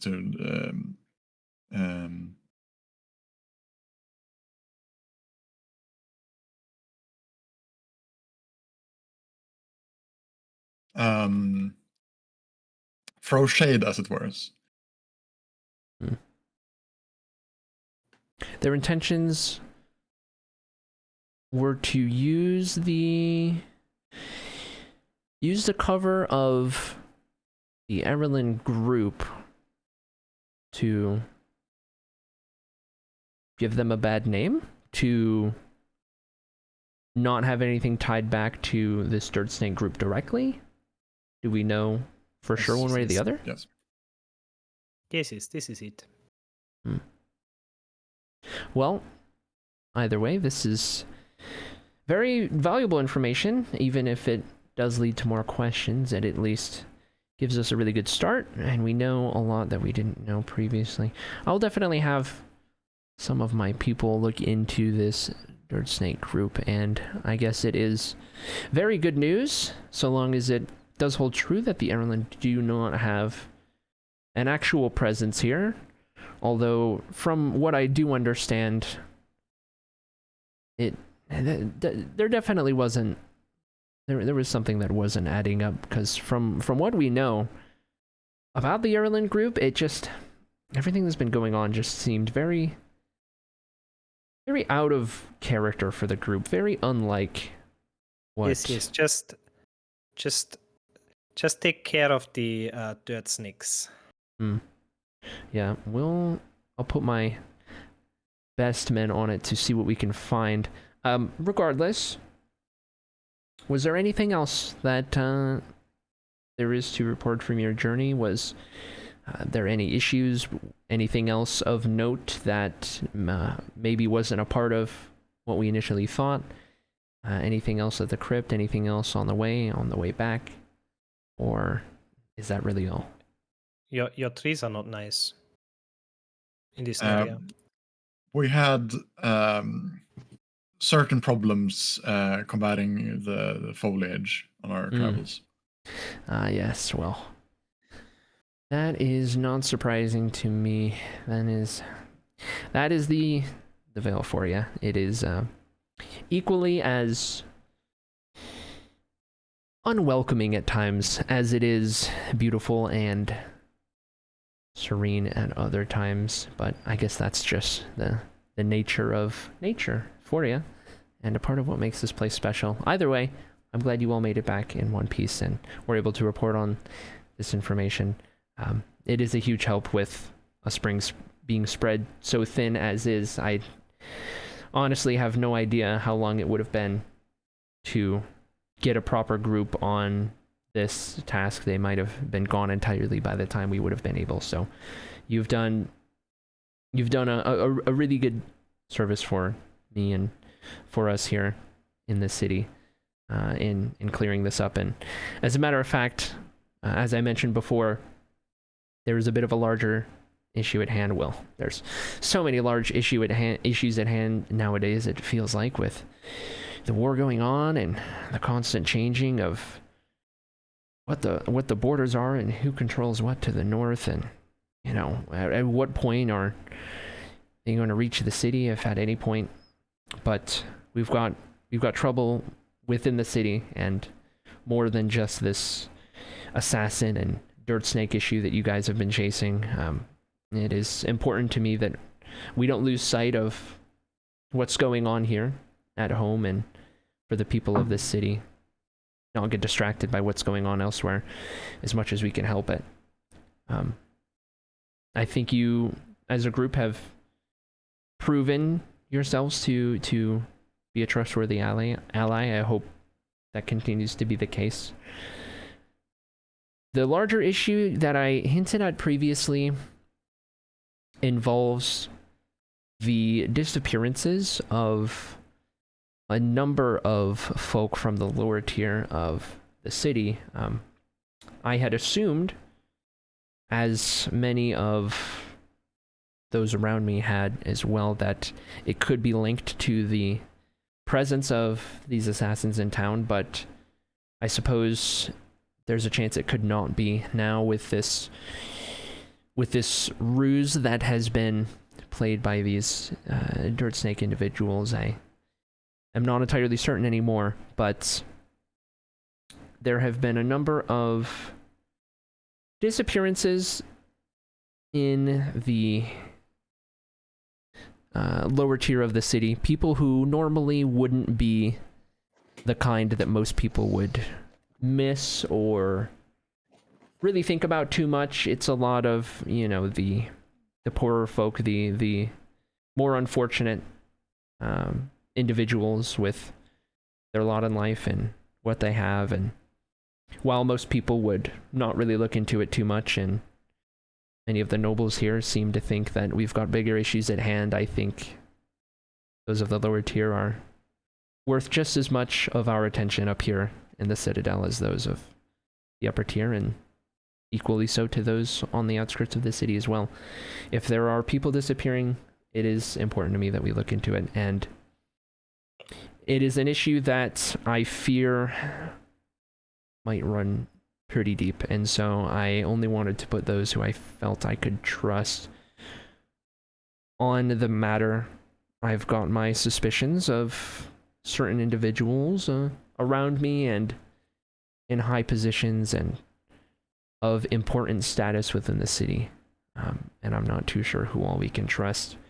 So it is due to that reason that I want to introduce you guys, albeit indirectly, to a wizard in the city who goes by the name of Sirifethel, but you can just call him Siri. If you guys want to note down the name, it is Cirivetal,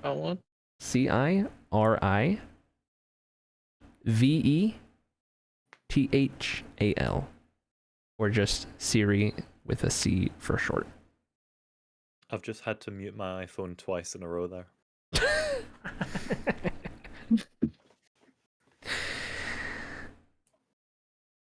Of all of the people of important status, the better off, those who hold sway, those who are around me here in the Citadel, Sirifethel is one of the most trustworthy and a person I've known for a very long time. He's a very, very knowledgeable wizard who has called this region home for longer than most of us have been around. He's got a library here on the upper tier of the city. It's in the northern sections around one of the spires. It's called Wizard's Wisdom. You'll be able to find it. It's a pretty grand looking building. It's hard to miss, that's for sure. Siri definitely likes to put on a show at times, but don't let that fool you. He's a very trustworthy individual and very kind of heart as well. Siri has been the person who I have, up to this point, tasked with trying to keep an eye on what's going on with the disappearances, try and keep notes on what's happening, and learn of any information that he can with those who he may trust. And, well, while he hasn't gotten very far at this point, it's really just been him, and not with his full undivided attention, as he is quite busy, but I would direct you guys towards Sirifethel and his library for some more information on these issues plaguing some of the common folk of the lower tier. Again, I must reiterate that I would advise not speaking of this matter directly, what your task is or anything you might learn of, to anyone that you can avoid telling it to outside of myself or Sirifethel, because again, I've got a feeling that it might involve some people that would easily be able to use the information if they had it to further their ways, their corruption. There's a lot going on behind the scenes here, and we're trying to clean house. We're trying to keep it all under control, but there's just a million things going on. So try to keep it a bit secretive. I'm trusting you with that. We don't know exactly what's going on with the deer disappearances, but depending on what we find out, depending on what you can solve, what you can resolve, or anything of the sort, we can figure out how to compensate your group appropriately for any actions that are taken.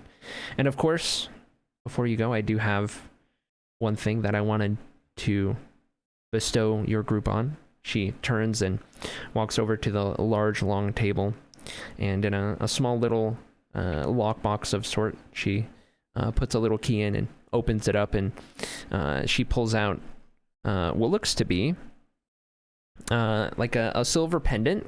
It's got, from what you can see, some ornate green details kind of carved throughout, and in the center of it, there's a golden star with 4 points.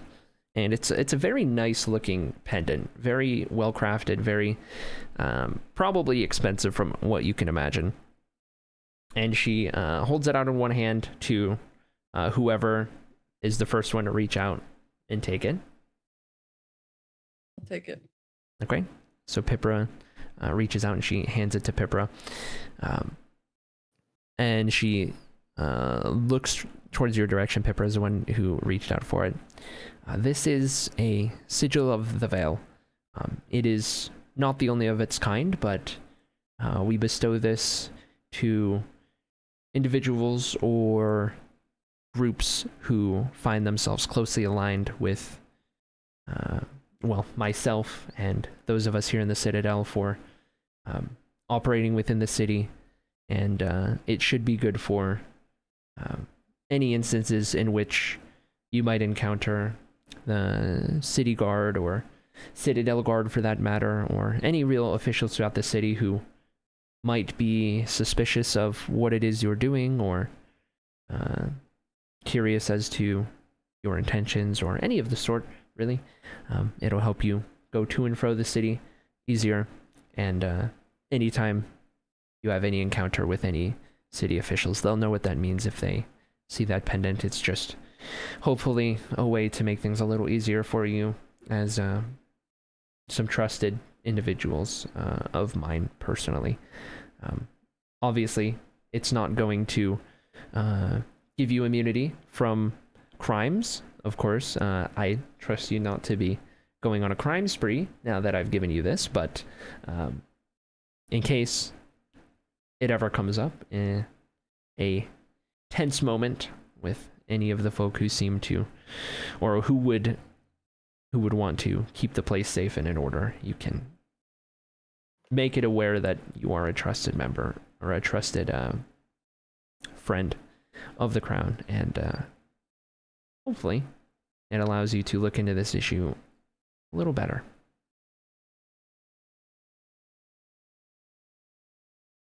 Thank you. We will not abuse this gift. Very well. Before I send you to Surivithil,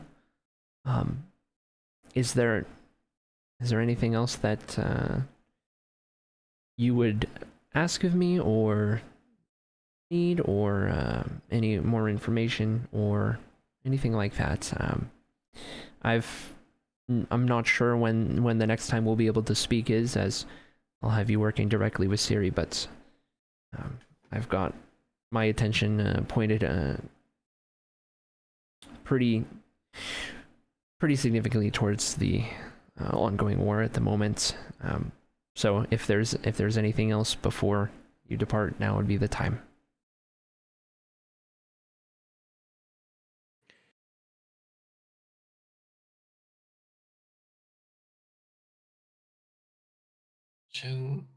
Can I speak to you in private?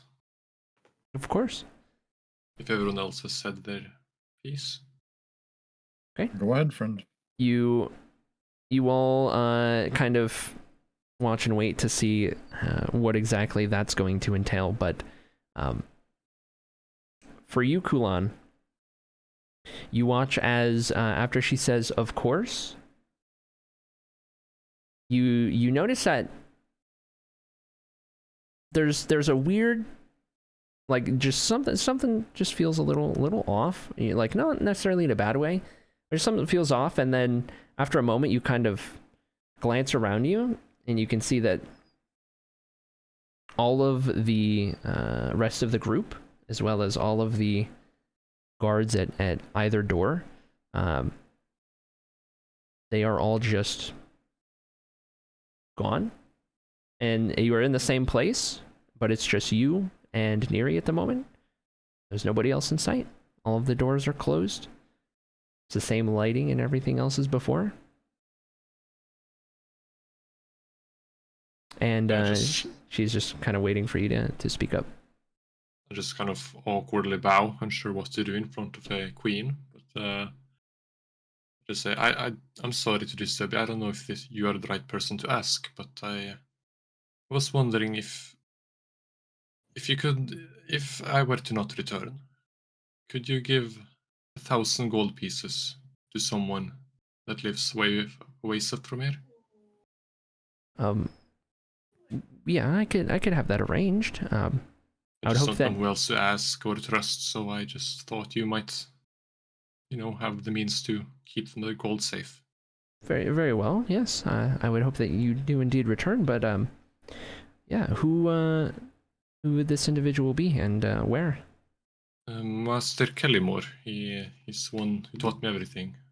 He should be staying at the monastery up in Kienor in Israel. Okay. I expect to return, but I don't really care for gold or valuables or any of that, so I just thought he could use it to, build up the temple or recruit more students. I think he Very needs well. it more than me. All right. Well, should you return, I will make sure that this is returned to you. Let's hope for both of our sakes that you do indeed return. But either way, I will make sure that Javelfo knows about this, and as the steward, he's the one who manages a lot of this stuff, and we'll make sure to keep it safe and keep that in mind. I'm sure he could definitely use it, especially with the war being so close to Kienor up there.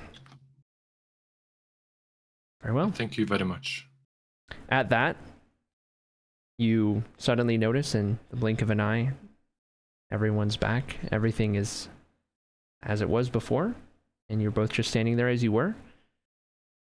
And for the rest of you guys, you watch as, after she said very well to Kulan's request, not but a moment later, she turns and asks, "Is there anything else?"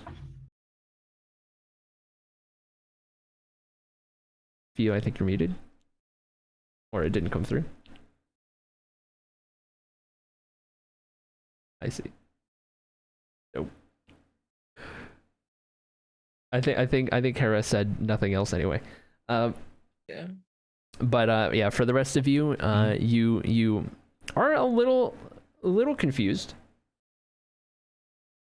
at the fact that, but a moment later, it seems as though whatever Kulan had to say was resolved. You're still kind of sitting there waiting for the moment of speaking privately. But well, if that's all, wish you good luck. And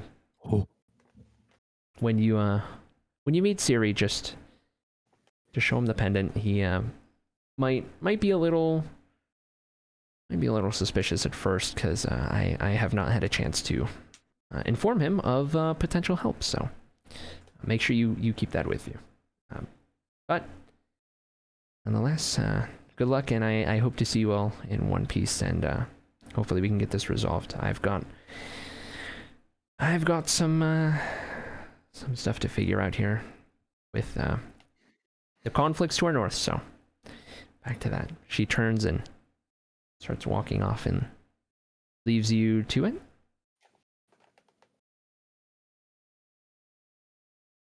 With that, if we would all like, we can go ahead and take a break for a little 10-minute break for anyone who needs to use a bathroom and all such things as that, and then we'll pick up in just a bit.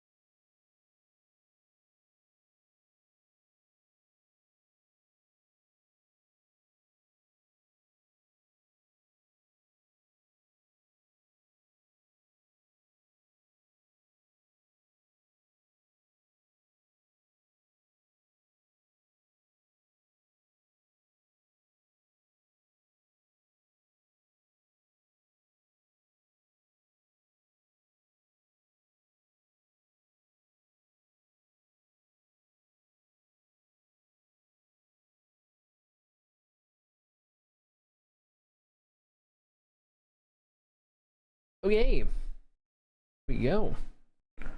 Back from break. You guys have finished talking to Queen Neri and received the Sigil of the Vale pendant, and been informed that you are to locate a wizard known as Sirithithal, or Siri for short. Also in the upper tier of the city.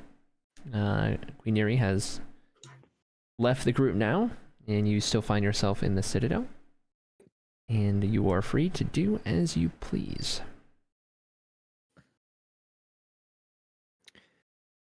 I believe we may have some luck finding the Siri in the upper citadel, or the upper portion of the city, rather, I believe. So that should be our first port of call, no? Mm-hmm. I think so. I agree. Well then. Away we go. Right? Yes, yes.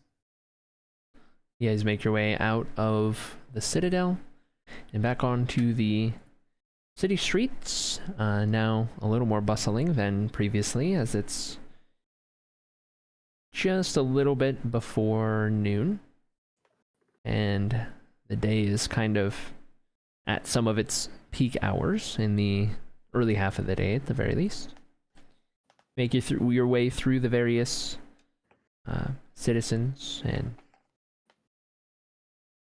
tradesfolk and nobles and all of those who reside or work, at least, in the upper tier of Nautabu. You find your way more to the towards the northern spire of the city, which itself is not too far away from the Citadel, which itself sits on one of the neighboring spires.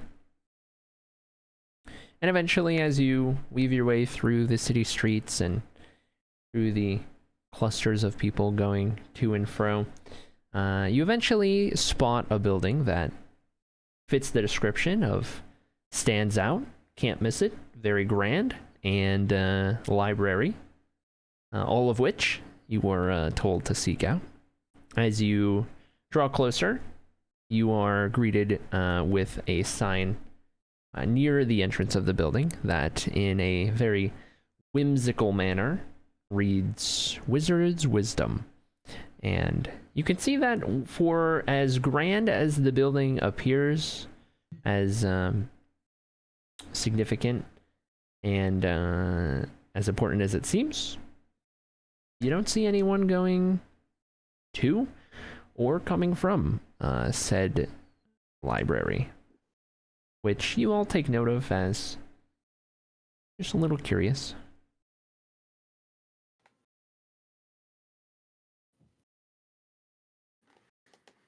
I would like to break the trend and try and enter the library. Okay. Everyone else following suit? Yeah, I'm Behind Hera? following her. Long. Okay. So you all approach the entrance of the building, and suddenly you just kind of find yourself in a very odd manner as you're approaching the building. You hit a point where all of a sudden, you're walking, but you're not getting closer. Like, the more you walk, you're just kind of you're stuck 15-20 feet away from the entrance. Like, the building's not moving, and you are yourselves, like, trying to progress towards the building, but then when you look around, you're in the same spot. Everyone else is just kind of going about their business, not paying you any mind. And if you Detect magic. Ocean is very confused, looks Can at I his try legs. and moonwalk towards the building? Okay, one thing at a time. Let's see here.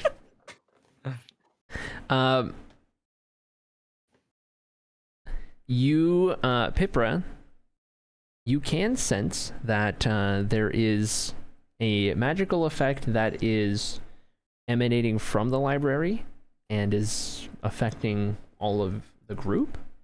Those of you in the group, if you try to walk in a different direction, it's normal. You do so just fine. But anytime you look towards the library and you try to make progress, you just kind of like you're walking and you're moving, you're not restrained, but you're just not getting any closer to it. I'd definitely like to moonwalk towards this building. You attempt to moonwalk towards the building and you still can't make progress. Well, worth a try. Guys? Yes, Ocean. My legs have stopped working. And mine too. It seems like our legs are having major problems at the moment. In the middle of Maybe it's the bridge that's broken. In the middle of your confusion,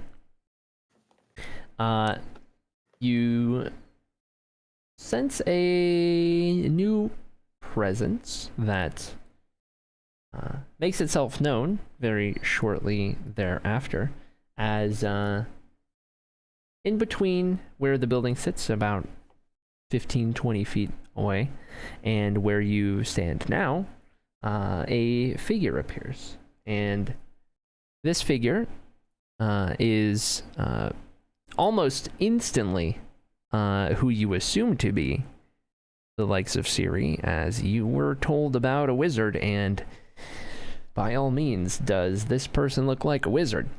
You see an older human man who's got this long white hair that fades to gold at the tips of it, indicating this individual to be of Ezuru origin.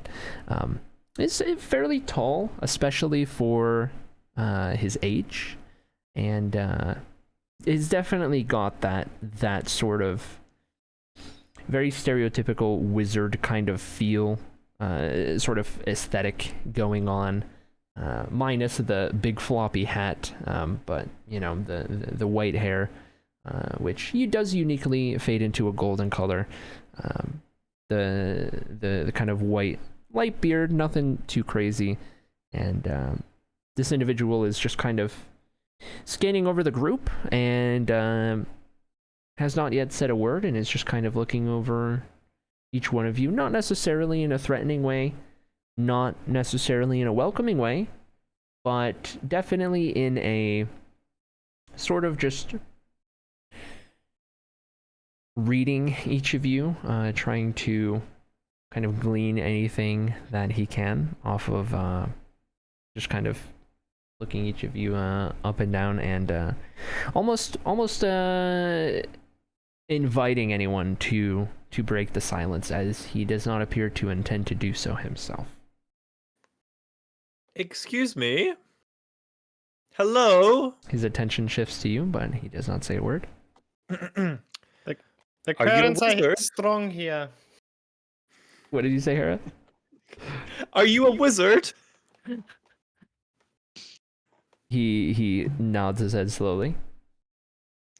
Are you the wizard? And I'm gonna show the crest.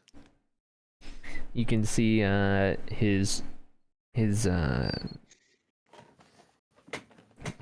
look kind of shift a little bit as he sees the pendant, and takes a moment to kind of take in that knowledge to himself for a moment, and then with that he nods his head once more, and with that seemingly vanishes from sight. But that strange feeling seems to be gone. I'd like to moonwalk towards the tower. Or the library. Okay, Hera begins walking backwards towards the library and is able to make progress. Well, I think we've solved this. Everyone, moonwalk and you can make it. Sounds good. I'm going to walk normally towards So as Gonna do the moonwalk. Ocean follows suit, trying to mimic Hera's backwards walking, Pipra just starts walking towards it, just normally walking towards it, and just Yeah. I'm not falling for Hera's tricks. I'm split in the middle, so I'll go sideways like a crab. Amazing. so you I guys are, appreciate the dedication, Kalan. you all in your various manners of walking make your way to the entrance of the library, now able to progress. And again, you notice that during the entirety of whatever that was that just happened, none of the passerbys have taken any note or care in the world. It's almost as if none of the townsfolk around had even been aware of what just happened, or had even seen the group in the first place, which is odd. But nonetheless, make your way to the entrance, and as you make your way through the doors that lead in to the Wizard's Wisdom, and you enter in, it's very dimly lit. It's very dark, and you can't make out hardly any details whatsoever. As you're approaching through the doorway, it just looks like a fairly normal-looking library, and that is until the last one of you steps through the door, and the doors close by themselves behind you, not in a threatening manner, not in like a slamming shut sort of way, but they calmly come to a close, and as the doors behind you come to a close, the lighting in the room shifts, and it gets a little darker, a little lighter, and then it gets really dark for a moment before everything just kind of comes to a normal sort of lantern level illumination, and in front of you is nothing like what you had seen upon entering. Instead, it is an impossibly large library that seems to, in this one room, stretch on for about as far as you can see. A very seemingly great distance. You see ahead of you by a little bit, there looks to be some kind of handrail.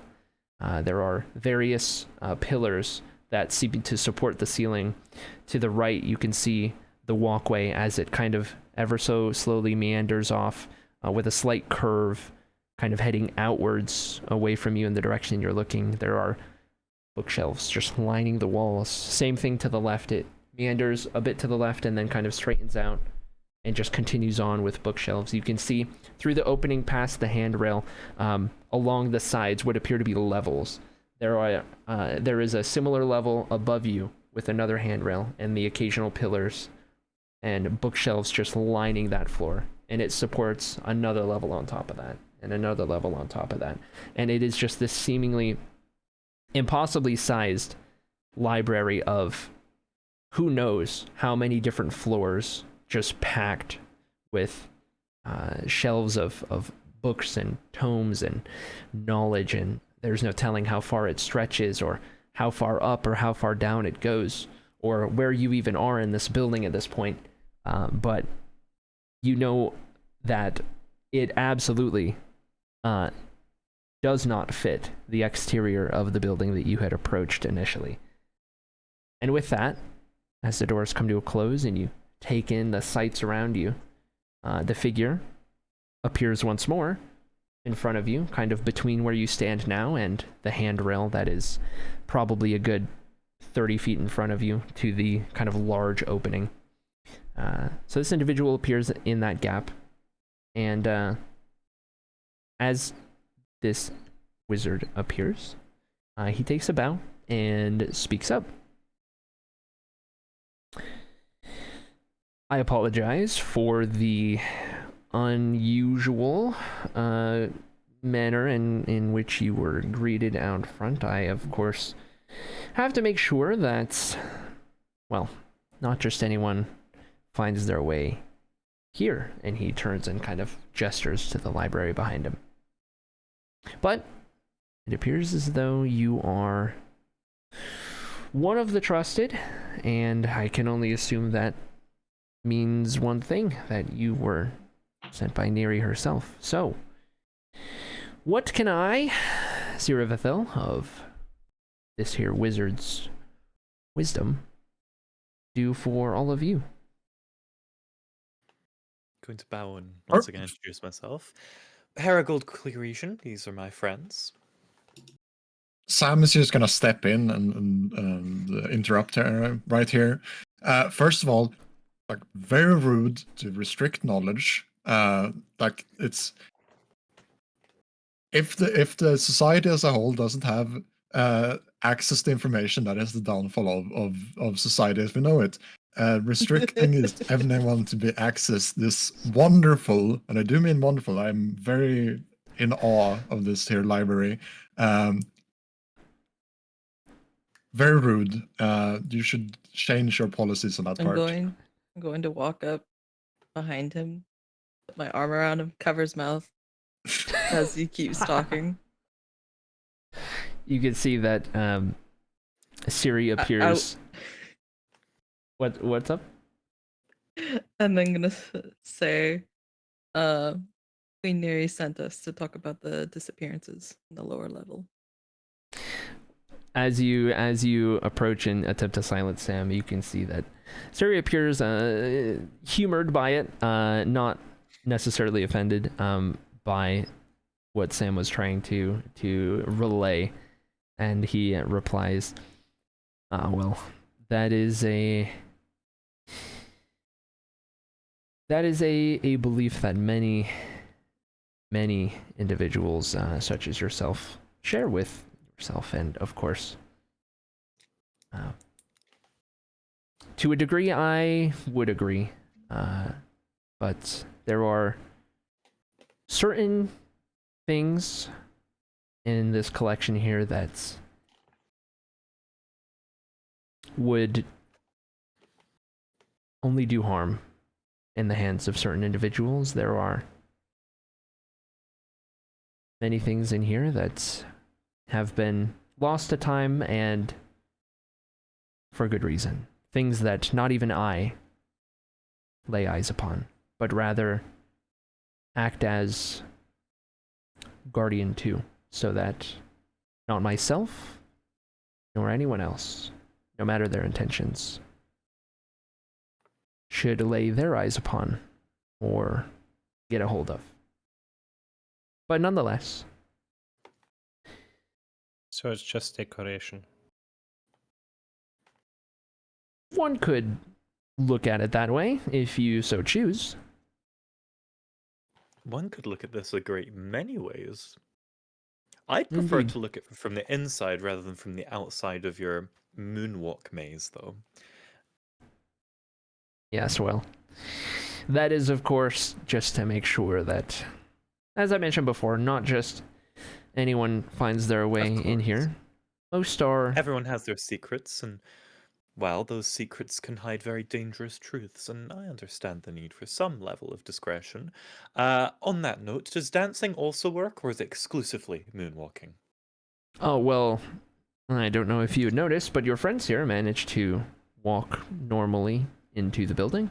I think it was just you who decided to They have take a an very unorthodox approach. jovial step about them. I'd assume that was the dancing. Anyway, yes, the disappearing people. Indeed. Well, first, to perhaps, at least partially, settle the concern of your armored friend here. Most are welcome here at Wizard's Wisdom, although the version of the library in which most are welcomed into is not this version of the library. But you, Exclusive guests, as are we? friends of Neri, who is a dear friend of mine, you are welcome to see it as it is, and, well, with that out of the way, the disappearances are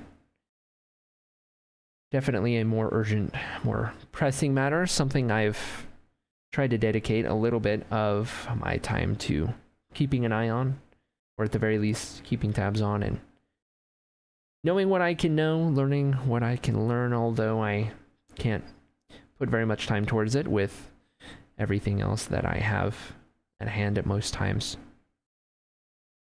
But I'm glad that we can actually put some work towards it, put some people towards it, and hopefully discover just what it is that's going on. What I know so far is that it appears as though all of the disappearances that are happening more frequent than what might be considered a normal amount, although no disappearances are ever wanted or deemed normal. The area in which the vast amount of seeming influx of them has been occurring is a district known as the Lunar District. It is located in the lower tier of the city, as I'm sure Neri had informed you.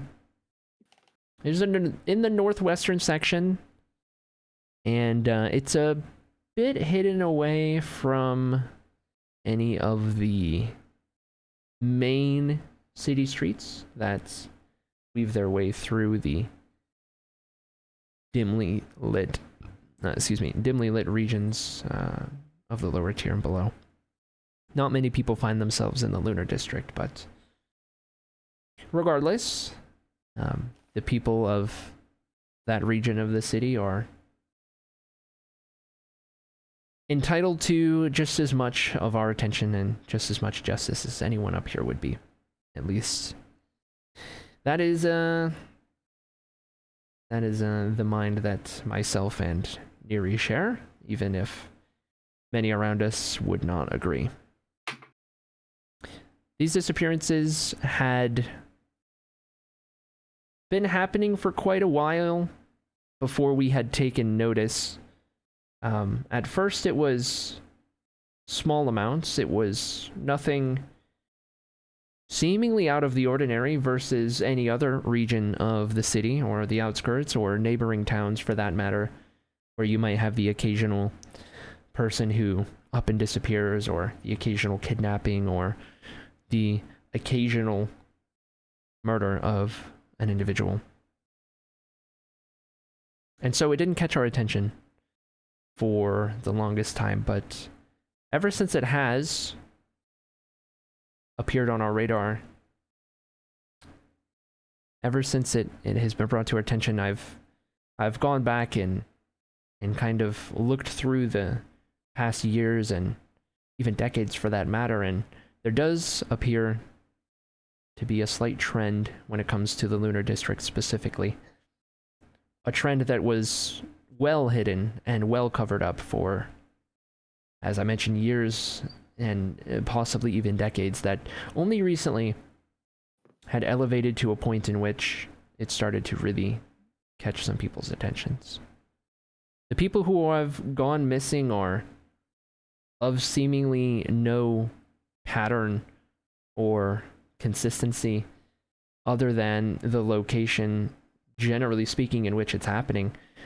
We have had commoners, we have had homeless individuals, we have had a noble even, all gone missing. We've had a merchant from a place far to the west of Nautabu, not even from here, who had gone missing.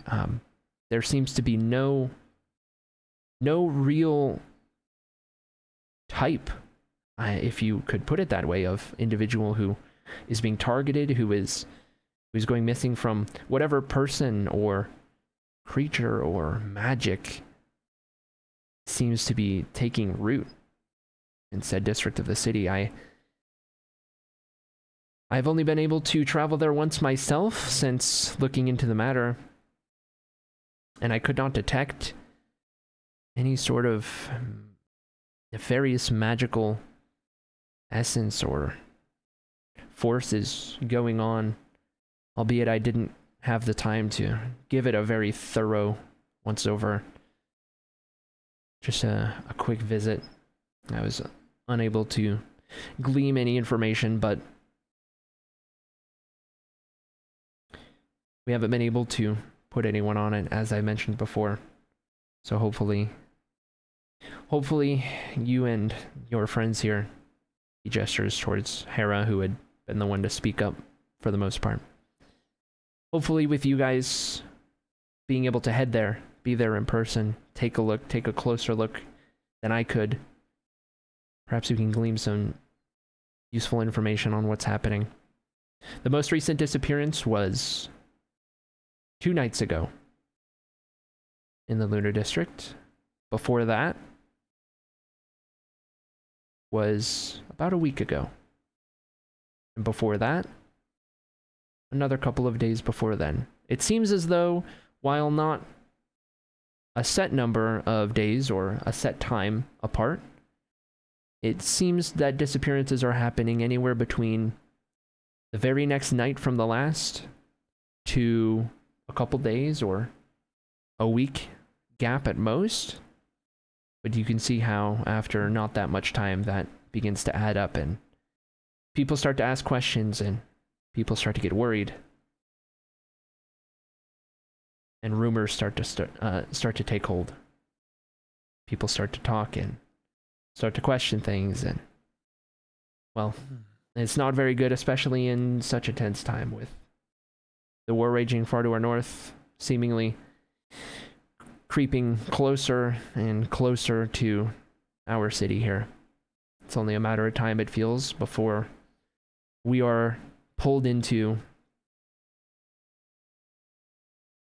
the dreadful reality that has taken root for so many innocents around the lands. The people, the common folk, are at this point very on edge. They are easily susceptible to these scares and paranoia, and when that happens to such a significant group of people, that can only lead to worse and worse situations. And the last thing we need is for the entire population to be fearing and looking over their shoulder at all times. So anything you can find would be helpful, but I have a feeling that whatever it is that is going on is not to be taken lightly. With how long it's been happening, with how well it had been covered up for the longest time, and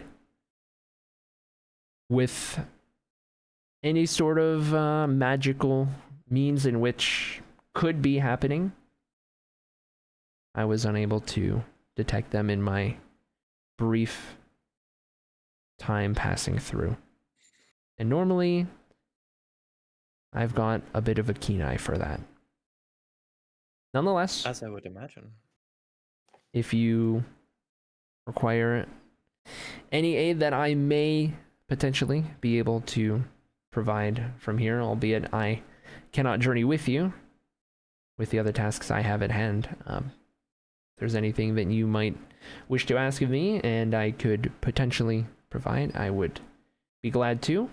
Friend of Neri is a friend of mine. Do you have any questions? Answer you, Pipra.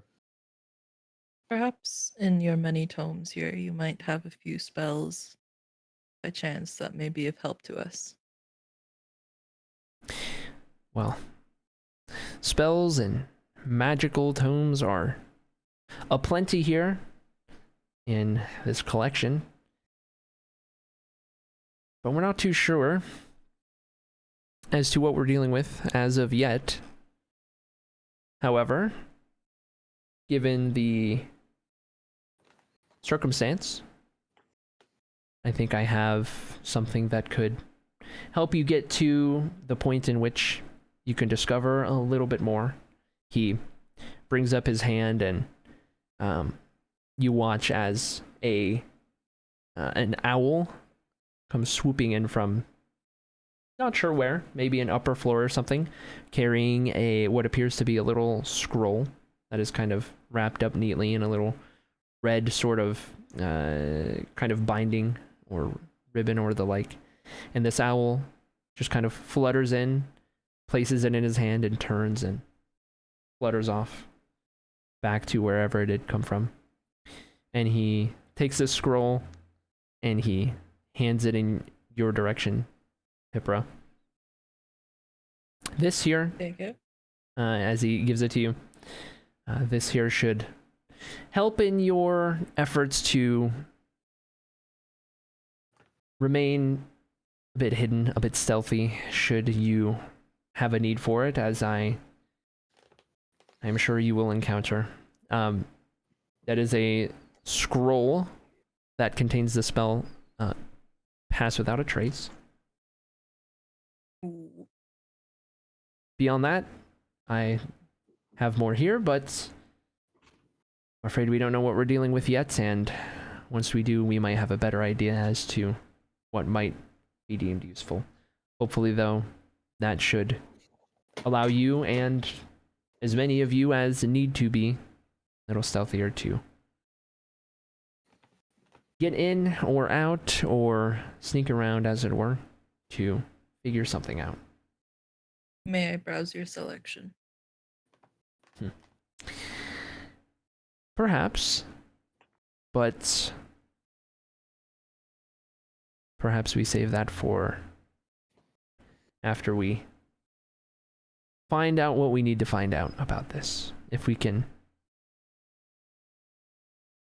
glean some information about the disappearances, or potentially even to the bottom of it, you would all be welcome here in Wizard's Wisdom to browse most things. Of course, those that should not meet any eyes are off limits to even myself, but I would be glad to show you around once we figure out more about the pressing issues at hand. I'm interested in the knowledge here, but not necessarily immediately in the books. I'd like to ask you a couple of questions about this case, just so that we can get to the bottom of this and establish some baseline facts. Very well. The victims of these disappearances, the most notable one, you said there was a noble involved. Can you tell me about them? Well, notable is one definition you could use. Mostly just in the sense that whatever's going on does not appear to discriminate based on status or wealth, for that matter. The individual was of no important sway in the Citadel or politics of the city, but rather an individual who lived pretty well off in the upper tier and had found themselves in the lower tier in the Lunar District for one reason or another. We're not entirely sure why, but it's more so a matter of really anyone who finds themselves there could be the next one to go missing. And not, of course, to accuse the kidnappers or abductors or something of any form of discrimination, of course, but someone who looks like I versus someone who looks like Pipra or Kulan, for example, who would be the most likely to go next? Based on the previous disappearances, it's hard to tell. Most have been humans, but most people here are humans. There have been disappearances of all of the races of our land of Blutora here. The numbers for each one, he looks over at Ocean and then looks back at the rest of you. Of all of the races of Blutora, as I mentioned. But none of you are kind. And I'm confused. he continues. Out of pure curiosity, what kind is Ocean?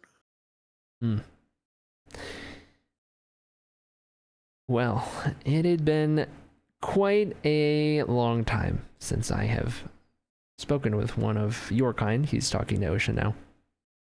You know? You know my kind?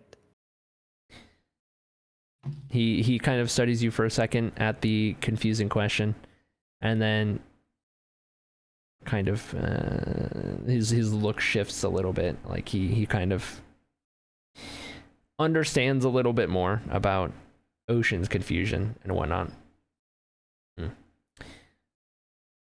Well, your friend here is one of the Venezia, and they're not native to Blutora, as I'm sure you're well aware. I don't know much. Where am I native to?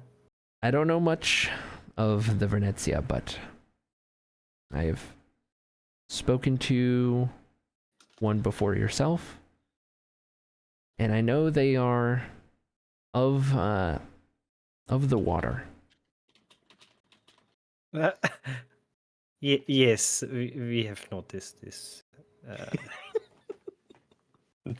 We figured. Beyond that,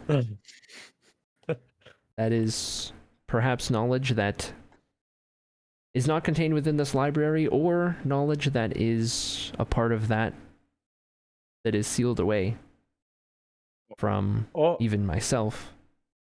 All these books? No word about my people?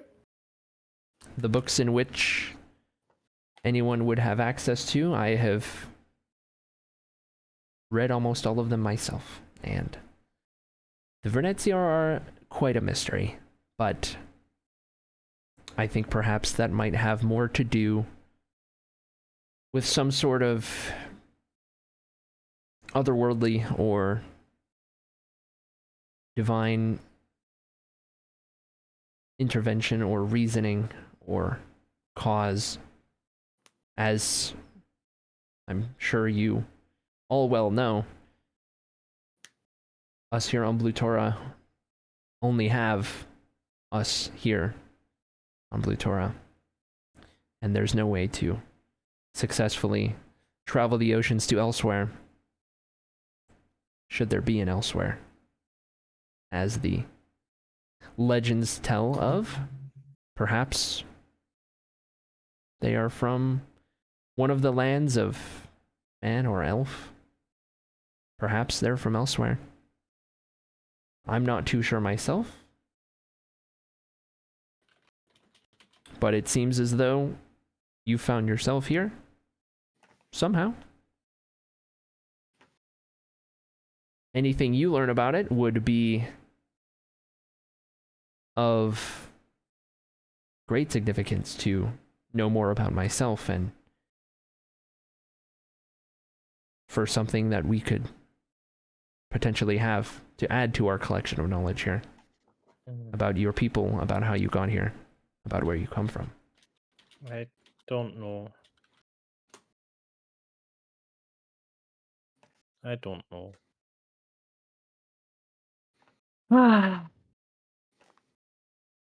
Nobody knows anything.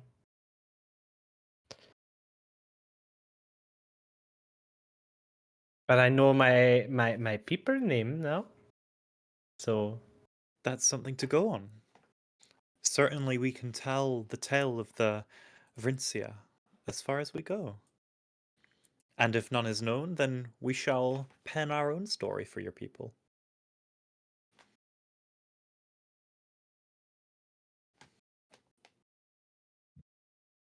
Any other questions? Any other matters that I may be of assistance with? Oh, yes. What time of day do these individuals disappear at? Most appear to be just past sundown. Some are later in the night. Some are, although a little rarer, earlier in the day. But if I had to pick a certain time, it would probably be a little past sundown. Around the time where most are wrapping up their day, headed to the tavern, or gathering with friends, or just going home to get some rest for the night. That sort of busy yet sort of coming to a close part of the day. Very well. I have a question that might not be quite on topic, but what is the history with the name of this area of the city? The history of the Lunar District itself? Yeah, why is it called the Lunar District? Well, in the Lunar District, well, I'm sure you've seen the many gaps between the upper and lower tier of the city that allow the rays of sunlight through to illuminate portions down below, yes? The Lunar District is home to one such gap,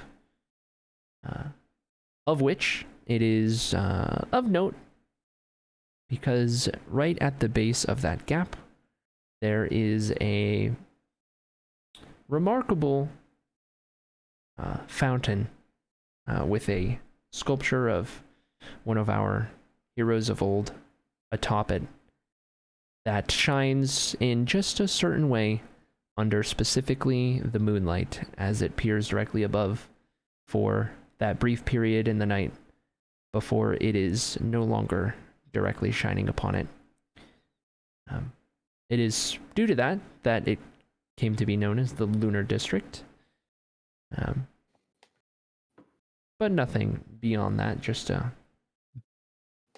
bit of a homage to that little piece of this city's culture. Thank you.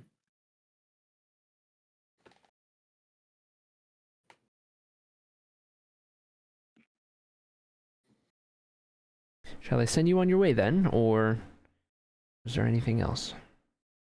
I believe we can raise you if we have any more concerns.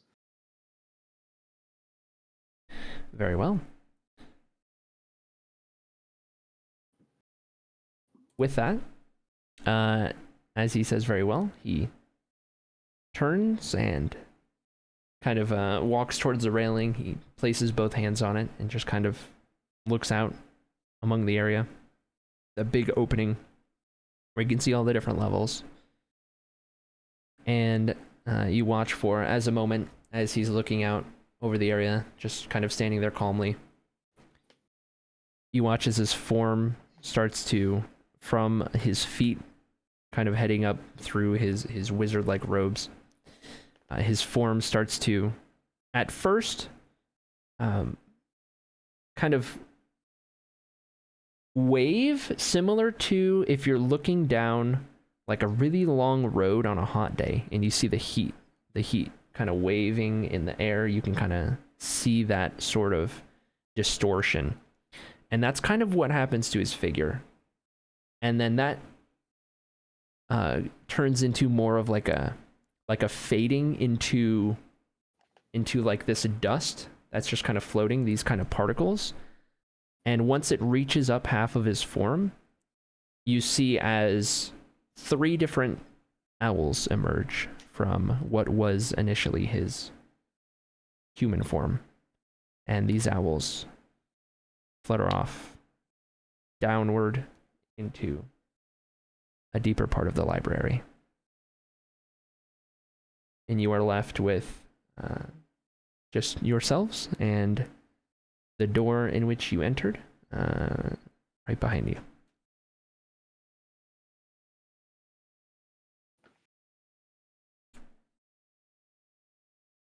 So, we're done talking with the 3 owls trench coats.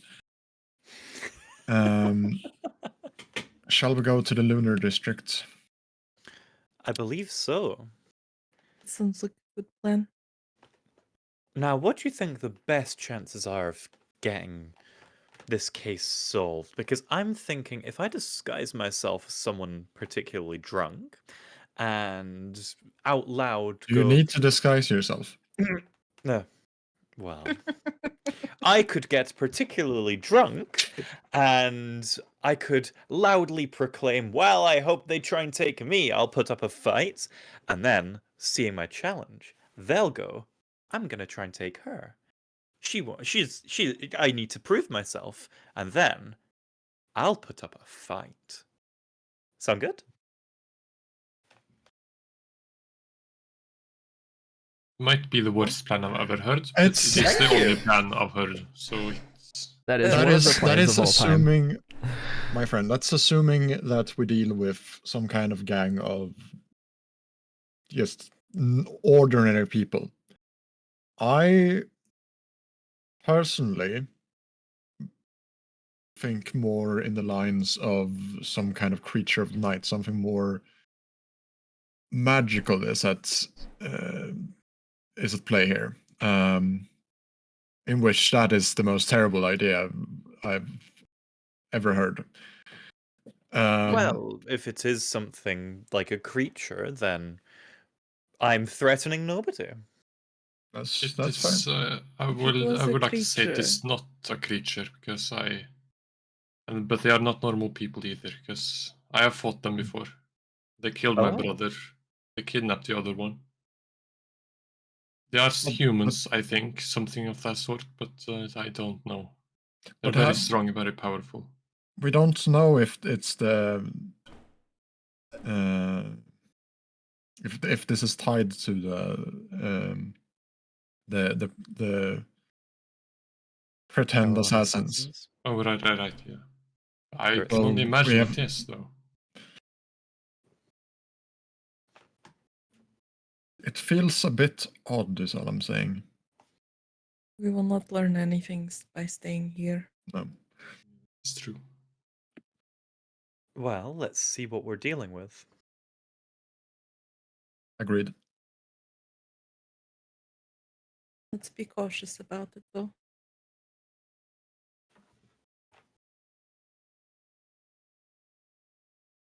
I guess we'll head out of the library. I think that's a good call. Yeah. I'd like to moonwalk out of the library if that's perfectly okay. All right. As you guys begin to open the door, Pipra, with your passive perception, you notice, similarly to as you entered, behind you, the light starts to twist and shift, and the library that you guys had come to know is gone, and more of a normal library starts to kind of take its place behind you as the light kind of comes back to, with the light of day pouring into the building, and you guys begin to exit.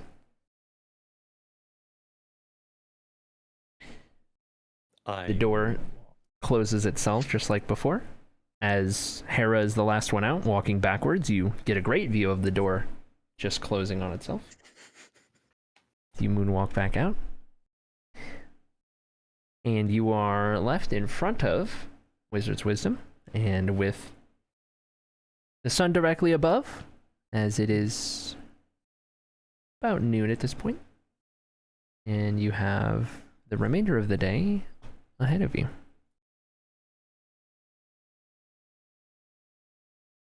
I don't think there's any point in dallying.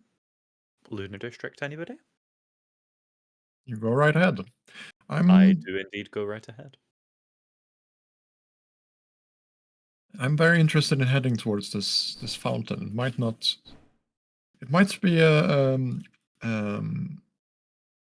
it might be a red herring, but with all these disappearances happening, most of them at some point during the night, and a very particular name of this district. Surely it's not a coincidence. Yes, and I heard it's beautiful. That's it, Somewhere. my friend. You are so correct.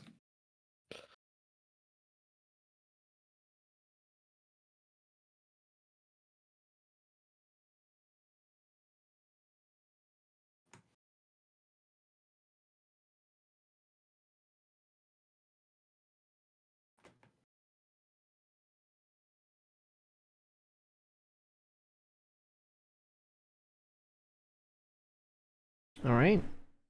Are you guys headed towards the Lunar District, or is there anyone who wants to bring up anything else beforehand?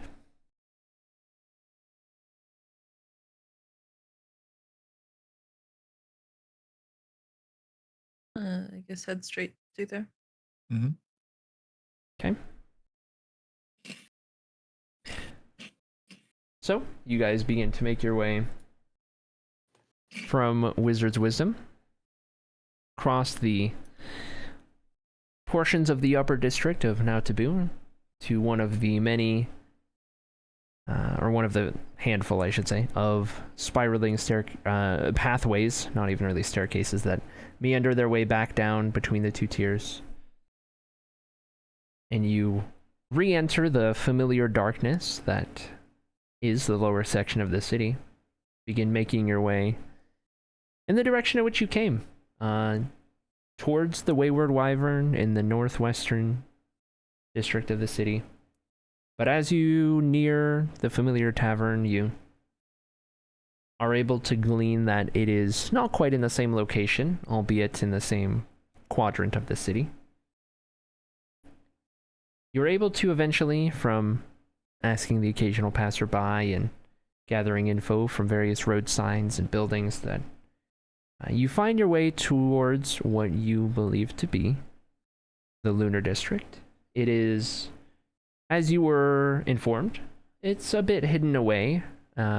It's not directly on any of the kind of primary roads, or, you know, highest level of foot traffic roads, you could say, within the city. It is kind of a bunch of smaller roads, secondary and tertiary and the like.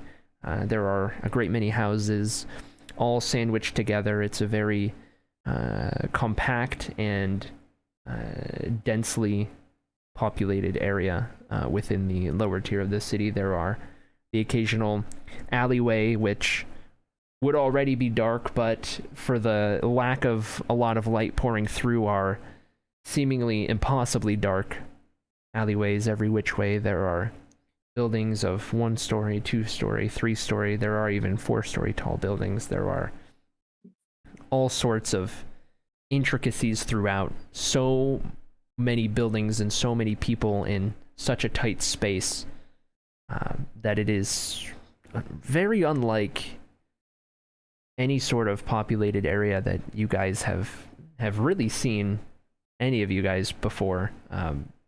Even here in the city of Nautabu, this seems to be one of the more densely populated areas. Sam especially wanting to keep an eye out for specifically the fountain as you kind of explore through the Lunar District, and you see the darker areas and some of the areas that have a little bit of light from coming from the outside of the city in or through the various gaps in the upper tier. You're able to, at some point, find the larger gap of all of them nearby, and the one that you can only assume is responsible for the name that is the Lunar District. You meander your way through the alleyways and tight streets, and eventually find the very fountain in which you were directed towards. It sits in what there can be of a little kind of community center, town square sort of aesthetic for how densely populated the area is. It isn't much of a like square by any means, because it's just like there is just so much going on. It's a very tight area, but there is still a fountain and a little bit of an opening. And the opening itself does stand out quite a bit compared to how densely packed everything else is. You can see that the fountain itself, like all of the water that kind of flows from it, comes from the statue of this human figure that kind of rises up above where the water is kind of pouring down and kind of pooling at the bottom. And you see that there's a plaque on that at the base of the fountain that reads Keruda the Great, spelt Keruda, of whom you can only imagine is the figure that is immortalized in this statue form. Directly above, you can see the sun peeking through. You can see the edges of the slab the stone-like slab that forms the base for the upper tier of the city. And just above that, you can see the occasional sides and rooftops of some of the buildings on the upper tier. Just ever so faintly, you can see just little glimpses of it kind of peeking over the edge. Beyond that, you see the sun directly above the clouds of the sky above that, and you can see how it sits perfectly centered with this gap between the two layers of the city.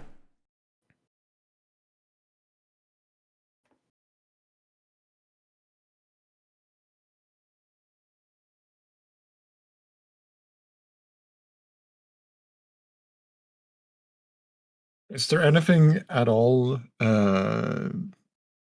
magical with the fountain? Just out of curiosity. Make an Arcana check.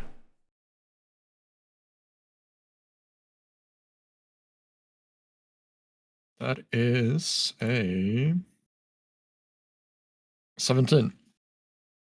So from what you can gather, there appears to be a faint magical essence, but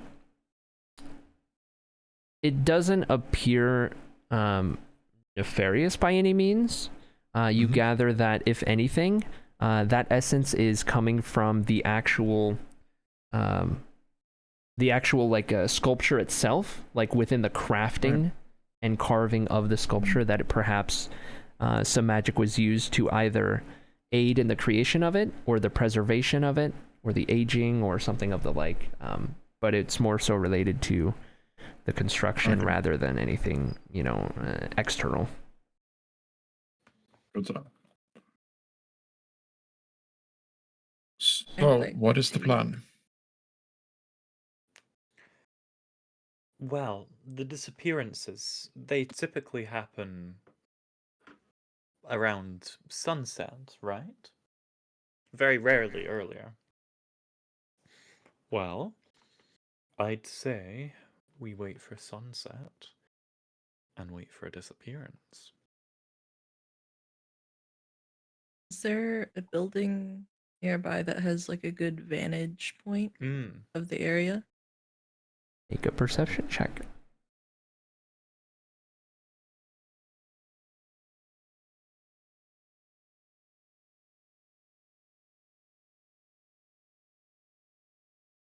Seven. From what you can tell, it is a lot of Kowloon-walled city vibes. There are buildings everywhere. There are windows in those buildings that could look over the fountain, but I mean, buildings on buildings, next to buildings, buildings inside of buildings, pathways, alleyways, small roads. Buildings. From what you can tell, your most unobstructed view is probably just being at the fountain, but you're not able to pick out anything too special. I feel like in order just to wait and actually be able to notice when something happens and when someone is perhaps abducted, perhaps it's better if we separate and cover a larger area. In other words, let's split up a gang. We certainly could. School, we gotta get out of here. If anyone's within, we'll say 120 feet of me, I open up a communication channel with everyone just individually and go, I can still hear you all talking, and you can talk back to me, and I just do that for everyone. What if... Okay, interesting. What if Hera stayed at the fountain and then all of us split off in different directions, equal distance from the fountain? And use me as a hub. Very good.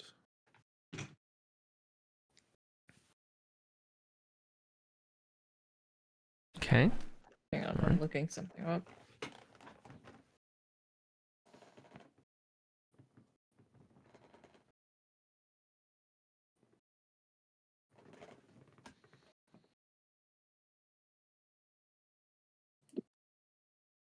As soon as it gets to be late enough,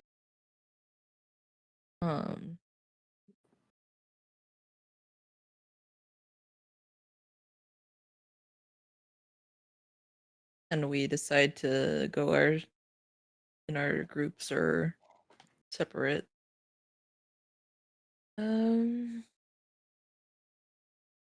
Debating on using the scroll of pass without a trace. Or For it to affect others, they would have to stay within range of you once it's cast. So it's like if you're with other people.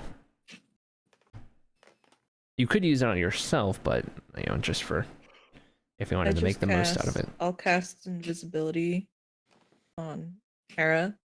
So even if she's at the fountain, she's our central point, but she's not necessarily being noticed. In which case, I'm going to sit at the fountain and begin to read a book. Okay. Keeping my communication channel, so it'll be 6 seconds for everyone, essentially. 1 6-second burst to you, Sam, which will give you a time to report anything weird happening, and then Kulan, and then Pipra, and then Ocean, and then it'll loop back. And if anything happens, you've got until it loops back to tell me. So at worst, you're waiting for 18 seconds. Okay, the 4 of you, each roll a d20. We'll determine the order.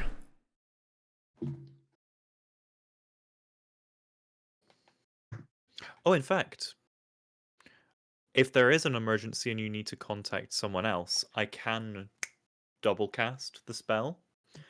But that'll be in an emergency, so yeah, roll of d20. I rolled a 2. 19. 18. Who got 18? Me, Kulan. Okay.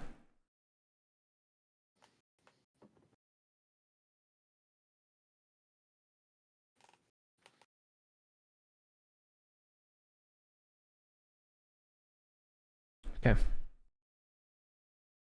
So you guys sit and wait until the day starts to unwind, and you see a good number of people making their way through the tightly packed streets and alleyways and into the various buildings, out of the various buildings, and it starts to kind of die down a little bit as nightfall approaches. Once it hits about the time in which you were informed a lot of the disappearances tend to happen, Pipra goes ahead and casts invisibility on Hera at the fountain, and you guys are all splitting up at this point. Okay, so which direction are each of you going? Are you doing like a plus northeast southwest, or like an X kind of diagonals, or what are we talking? I feel like going north. I'll go south. Okay. We'll do east. West. Okay. So everyone begins to head out in their opposite directions. Hera can see as they all find the route that will take them away from the fountain and begin moseying off. It stays quiet. You get the occasional individual, occasional commoner, stranger, what have you, who make their way through, seemingly not really stopping by the fountain or anything like that. You know, the same as it has been, kind of to a building, from a building. Nobody of any particular note, at least for what Hera can see at the moment around the fountain. Just kind of checking in on everything. Sam heading north. Go ahead and make a perception check for me.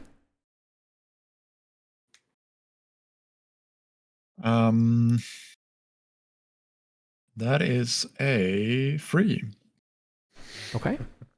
So you you begin heading north into a pretty tight little alleyway that kind of heads out in the northern direction. So it's pretty dark and it's a little cramped, and the kind of slight clanking of your armor at like a walking speed, which isn't too much. It does kind of reverberate off the walls just a little bit with how tightly compact everything is. You're looking, you're listening, you're even smelling a little bit, trying to, pick up whatever you can, but you're not really getting anything outside of just a low lingering kind of unpleasant smell that just kind of comes with such a densely packed area. Smell that's not the greatest in the world, but nothing that seems unusual. As you reach the end of one alleyway, you hit the intersection, you can peer down some other roads and whatnot. You see a lot of the normal stuff, the occasional commenter kind of coming and going, but each time it passes by and you relay to Hera every handful of moments that you're not seeing anything so far. Continue your search. Kulan, make a perception check. Headed east. 12. Okay. So headed east, you find not quite an alleyway, but one of the larger roads for this area, which itself is a pretty small road, but a little more breathing room as you kind of head down that way. And this direction is actually the direction in which you guys arrived at the fountain. As you kind of head back that way and you look over a lot of the buildings that you saw on your approach, the various alleyways that kind of dart off in every which way, you take a peek down each of them, kind of looking up in the windows to see if you notice anything. But as the sun is fully set and the light is very minimal in this area, it's just very dark and it's hard to see too much of what's going on, and there doesn't appear to be anything in particular happening at the moment down your direction. You continue to relay that to Hera, and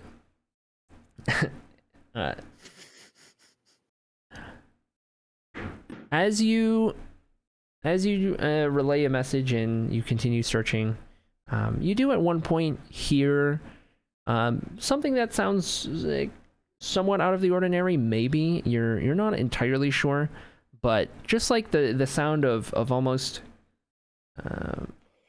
like a distant thud of a door, and not like a really strong one, just like the sound of a door just kind of coming to enough of a thud that it can kind of reverberate a little bit. Enough of a noise comes from it, not quite slamming, but just being, it hitting the frame in a notable manner, is almost the vibe that you get from that, which does break the silence a little bit, and you hadn't been hearing that beforehand. It sounds like it's sort of coming off from the direction that you're headed down. Do you pay it any mind, or continue just kind of keeping looking around? I'll check it out a little bit, kind of stealthily. Okay. Make a stealth check. 25. Okay. All right, so you manage to cling to the shadows real well. It helps with how dark it is. And eventually you come up to where you hear the noise, and it's happened a couple times at this point. But once you finally can pinpoint where the noise is coming from, you see that there just appears to be a door that is slightly ajar, and it seems as though the breeze that is kind of making its way through here, largely through that gap over the statue, is just kind of blowing on that door, and it's just kind of hitting something and then kind of creaking back, and then you'll get a gust and it'll kind of push it against it. You hear that thud, and then it kind of meanders back, but seemingly harmless. Can I just check if the door is supposed to be locked or something? Yes, so it's broken. Approach the door. Upon approaching the door, you don't notice anything unusual. The frame is intact. The handle doesn't appear to be locked. It just seems like a door that isn't properly shut at the moment for whatever reason. on the inside. You see a very, very cramped interior. Nobody appears to be in there, and it seems like a very, very downtrodden and bare bones sort of living space. And what I'll just little light pours in, it's very dark. I'll go back to my post then. Okay. So you continue searching around. Pipra heading south. Would make a perception check.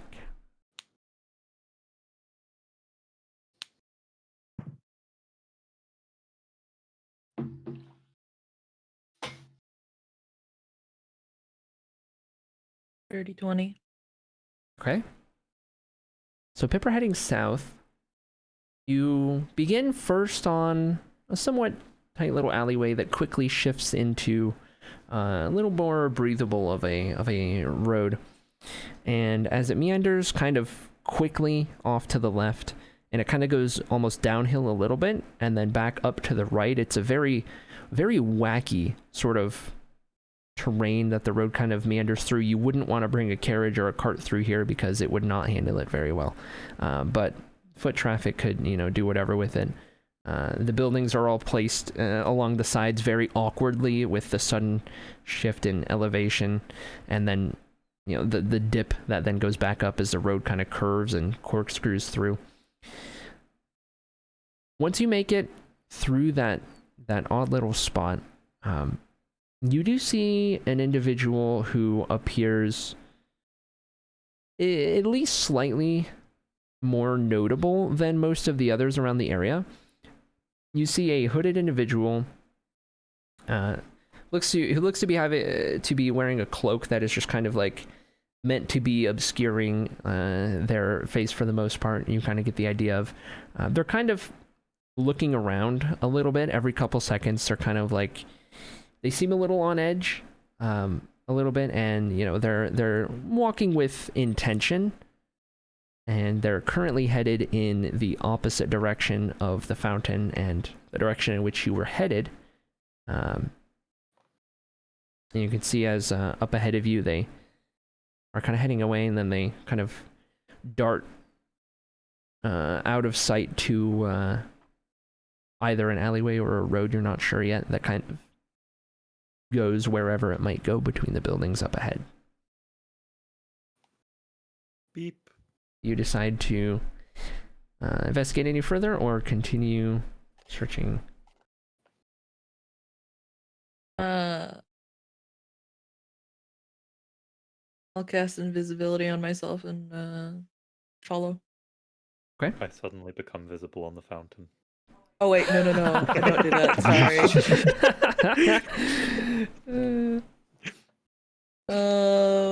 It's okay, I'm in a safe place. You can. I'm reporting my status with every... I can imagine somebody's just like admiring the statue, and then all of a sudden there's just like a suddenly visible Hera reading a book, and it's just like, oh, hello. And the person's like, oh. I've not been able to see this book the whole time. You know what? Invisible book.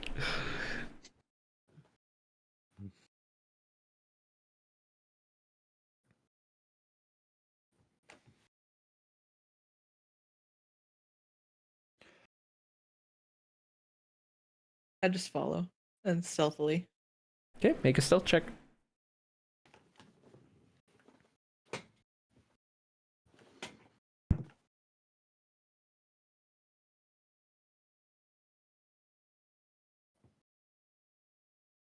$26. Okay. Giving Cool on a run for his money. So Rolled a you 19. I have a +7. You catch sight of this individual, and you begin trying to stealthily follow and just keep an eye on and investigate. Do you relay that you're tracking this individual to Hera's check-in, or do you stay silent for now? I say investigating a hooded person. We'll let you know. Roger, following and keeping in range. Yeah. I will keep generally in range of Pipra. So who's the opposite end to Pipra? That would be Sam. Sam. Message Sam. Sam going temporarily dark. I'm following Pipra. We'll be back in no more than a minute. Got it. I follow in. The other two are still within range. All right. So Pipra, you find the corner in which this figure turned, and you yourself make your way around the corner, sticking right up against some of the buildings where it's at its darkest, and you can stay as hidden as you can be in this area. And you see the figure doing a lot of what you saw before, just kind of trying to almost like holding the cloak over their head a little bit to just make sure that it doesn't, you know, come up at any point to where their identity could be known or their face could be seen. They're looking around each corner and kind of up at the windows, and they seem very skittish. And you follow this individual down the road. He darts down another alleyway and just continues on his way. He's not running. He's not really jogging. He's at a brisk walk, just, you know, walking with intention, trying to get somewhere, but doesn't appear to be running from anything. As you follow for a little bit longer, a couple more moments go by, and you see this individual approach a building, seemingly completely nondescript, just another building that's kind of sandwiched within a whole bunch of the other buildings here within the Lunar District. And there's no signs on the front of it or anything like that. And as a matter of fact, any of the windows that are on the exterior appear to just kind of be completely blocked. Either they're just kind of covered from the inside or boarded up or something to that effect. You're not too sure, but you notice that none of the windows on this building or couple of buildings can really be seen into. He approaches and knocks on the door, and then quickly the door opens from the other side, and he enters, and the door closes behind him. Seems more like just a paranoid villager. So I report that and head back. So I'm still in range. Okay, I get back in range of everyone. As you start heading back, you kind of are trying to retrace your steps a little bit. And oddly enough, another individual passes by you, seemingly not paying you any mind, other than this individual kind of seems similarly skittish, although this person isn't cloaked. They just kind of, when they turn the corner and they see that you're kind of walking in their direction, they kind of, you know, turn their gaze away from you and kind of look away to not make any eye contact or not let you really see their face at all. And they're kind of walking at a similar pace, and they just kind of head in that direction that you just came from. Same direction that the other individual went. Do you choose to pursue or keep heading back?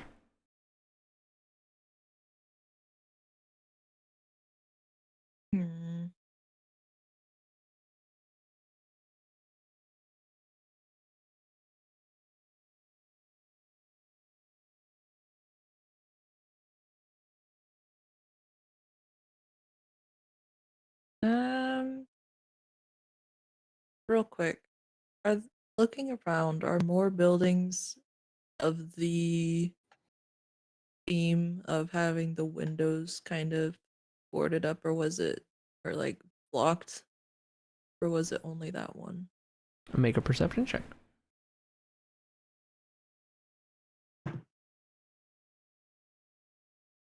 This dice likes to roll 2s, but let me check the modifier. It's a 7. It's really dark and really hard to tell, but from your time being in the Lunar District, while you're unsure about where you currently are, you don't remember windows typically being covered or blocked. Like back around the fountain and when you first entered, from what you can remember, the windows were windows that you could peer through from either side. Then I will follow. Okay. So you See turn if we and go in the same building. you turn and try to keep an eye on this individual who turns a familiar corner and heads down the way, kind of with the same brisk pace and looking around a little bit, but not cloaked or maybe not as secretive as the last person. This individual approaches the building with the covered windows and knocks on the door, and as quickly as the door is knocked on, it opens from the other side, and this person enters, and the door closes behind him.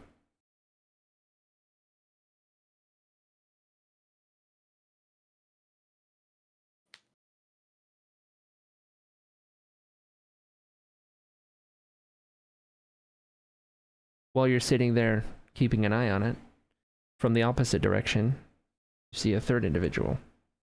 You're unable to make out any details about this person. They seem entirely shrouded in the dark shadows of the area, but this person again approaches the same door. They knock, it opens from the other side, they quickly enter, and it closes behind them. Going to report to Hera. 3 people now have gone into this same building. All somewhat nervous like. Got it. Need backup? Not just yet. Got it. Following you in. I messaged Sam once again. Following Pipro one more time. 1 more minute. You approach the building. What are you thinking, Pipro?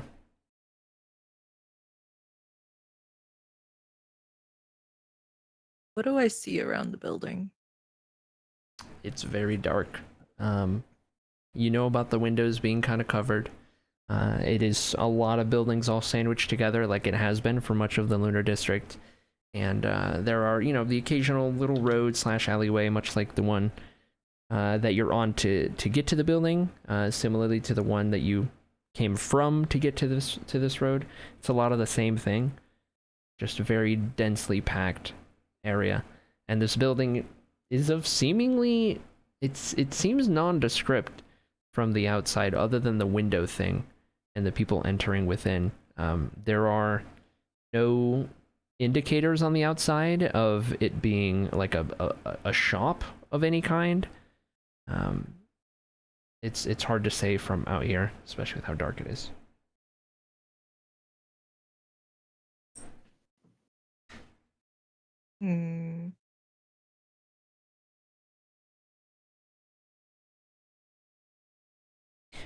Do you approach it any closer? I'm just paused thinking. Okay. The corner that you're sitting on, that you've been watching from, is about 50 or 60 feet away from the door.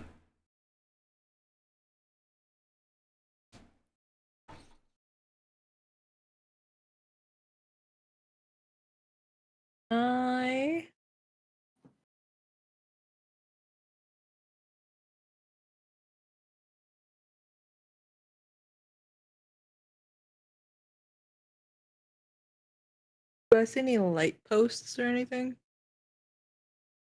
There is one that sits opposite side of the road of the door that you can see currently, but it is not currently lit. How tall is it? I'd say it's probably 1.5 Pipras tall. Pipper had a sick vertical. I want to basically use light to turn it on, but it's touch. I mean, just if like create light from it and then just go and hide again. Pipra has a big wingspan, so if Pipra reached all the way out and then jumped, you could hit the bottom of the lamp. Is that a work upon?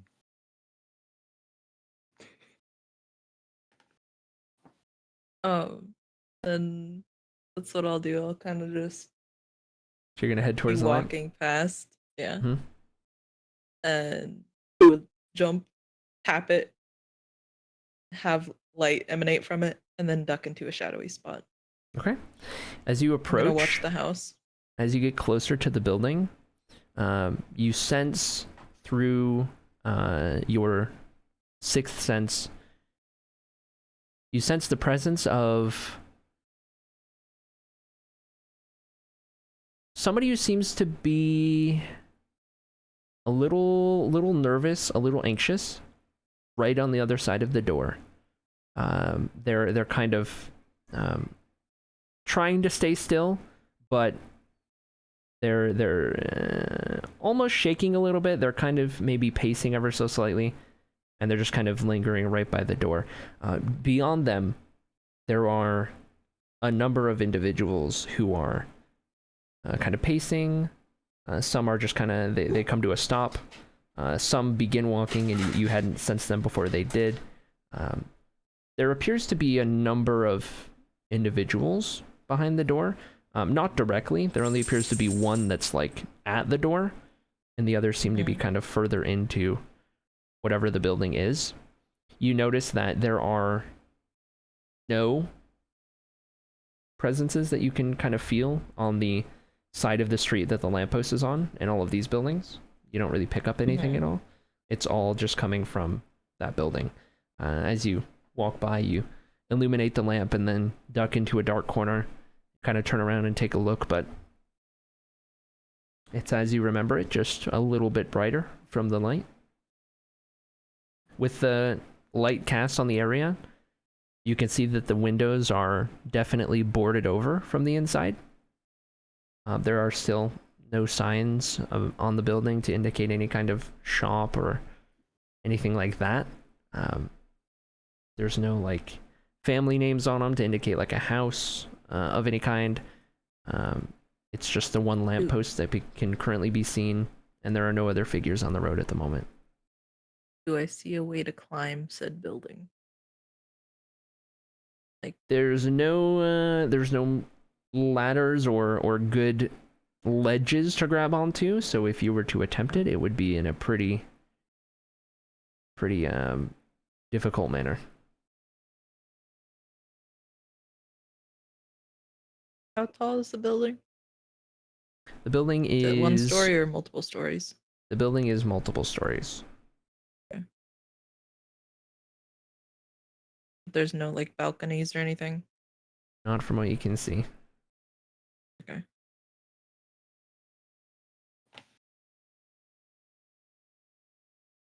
I keep watching for now. See if anyone else comes in or watch for people coming out. Okay. I Couple. take note of how many presences I sensed. Okay. So from what you gathered, it was a little hard to tell because as people stopped walking, their presence kind of faded, and some people would start and you had no idea that they were there until they did start walking. So you're unsure exactly because some people could have just not been moving at all. But you gather that there are upwards of no less than 10 or 15 people inside the building, with the one person constantly lingering at the door. You get the indication that the person at the door is the person who lets people in, opens the door and closes it quickly and all of that. This person... The greeter, basically. Yeah, this person kind of with that nervous energy, much like the people who are entering. A moment goes by and another individual who's kind of nervous, but seemingly just one of the common folk, with just a little bit of a intention in their walk and being a bit skittish about it, approach the building. You can see that they're a little taken aback by the light being illuminated. They're just like they didn't expect it or so, but they take a good look around, and you're able to stay within the shadows that they don't see you watching them. They look around for a bit, make sure they don't see anyone, and then they knock on the door and are quickly ushered in before the door closes again. Did they knock in any specific way or just knock knock? It's a single knock. The door opens instantly. They're rushed in and the door is closed as quickly as possible, without a single word being spoken, because there's not enough time.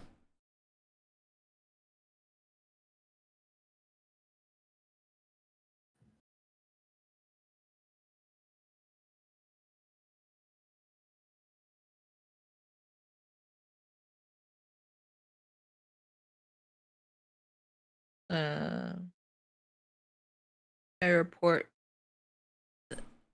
basically that there's more than 10 people probably in this building, and that I'm not sure what's going on in there. It could just be villagers gathering, or it could be something else. Would you like me to get the rest?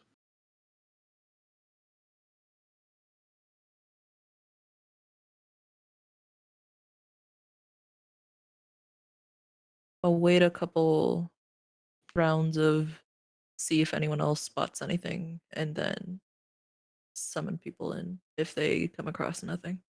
This is our most interesting find so far. You'll be alone for about 1 minute. Is that long enough? And then I'll call them in? It'll be fine. Okay. I go back to the fountain and I relay all of this information to everyone now and instruct everyone that we'll do 2 more rounds of check-ins and then to start heading in the direction of south. Okay. The others, everyone except Pipra, go and make another perception check.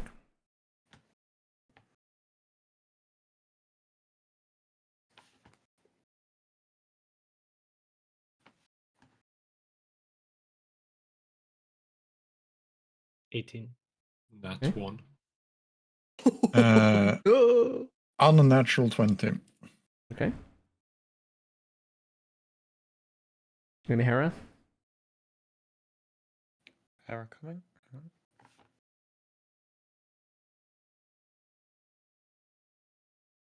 Goodness, where's perception? There we go. Natural 1. All right. 3 total. So Hera and Kulan are not able to pick up much outside of it's dark and a little eerie, but outside of the normal looking person every so often, it's a lot of the same, and you're not really gathering anything interesting whatsoever. Ocean, as you've headed off to the west, you eventually come across what appears to be kind of the outskirts of the Lunar District, kind of where the row of buildings ends without another road or alleyway breaking through them, kind of forming their own little wall around the outside, all of these densely packed buildings together. Down either side of the road that kind of lines the front of it, you see the occasional person, but they all seem like normal people, just kind of making their way back home for the evening. The occasional person that is maybe leaving a building to kind of head out in some direction, but not doing it in any kind of suspicious manner or anything like that. Nothing that really catches your attention too much. And a similar deal for Sam as well. You feel like you are being very sharp with everything that you're kind of catching and paying attention to, and you're starting to feel really confident that there's probably nothing to worry about to the north of the fountain in the direction you went. It seems like everything is about as normal as it can be for as strange a place as this is.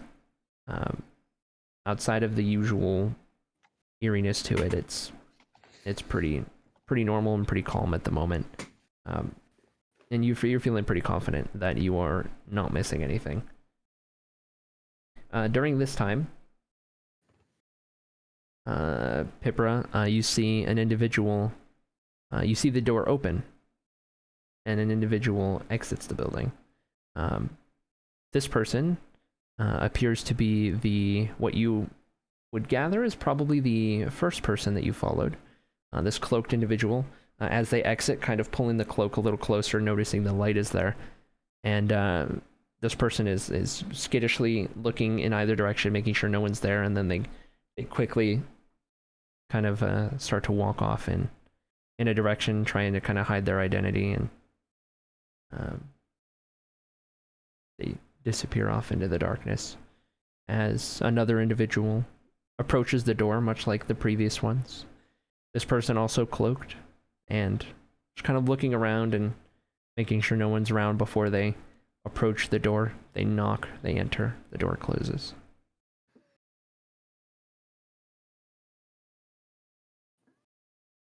Is this the drug house? At this point, you've seen enough people enter, and even with the one person exiting, and as well as kind of keeping track of the footsteps and everything, you get the indication that there is no form of like waiting and checking who is at the door from the other side. These people are, it's one knock, it instantly opens. You haven't seen anyone peer through the door before they let the people in or anything. It's knock, open, close, with each person who has arrived.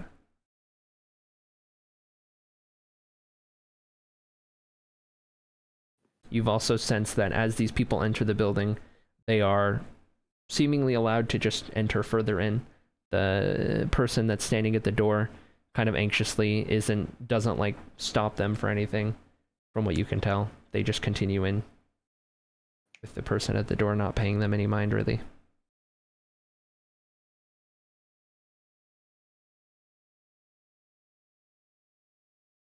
At this point, I'm recalling everyone to the south till Sam is roughly at the fountain, so that everyone is keeping contact range. Okay.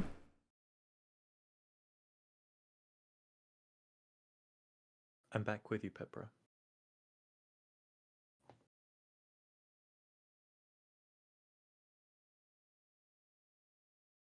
They don't seem to be checking who enters, just letting them in. Should I attempt to get a closer look or wait? If you feel it's safe, go for it. Bear in mind, I'm also invisible. That might be a good call for me. There's not enough time to actually get in there behind someone.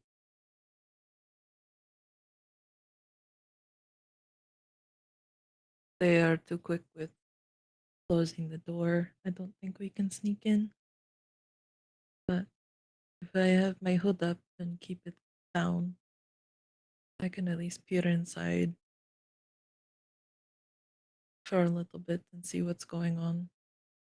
Nice fireball if we get into trouble. It's always a useful tool. I'll keep in contact.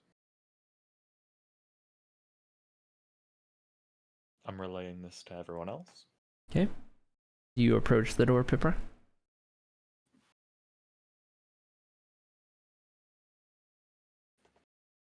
The last thing I will say to her before she I'm not talking to her for a bit is you'll know the place by the light. It's right across from the door. I'm looking at it now. All right. I was just making sure you end up in the same spot.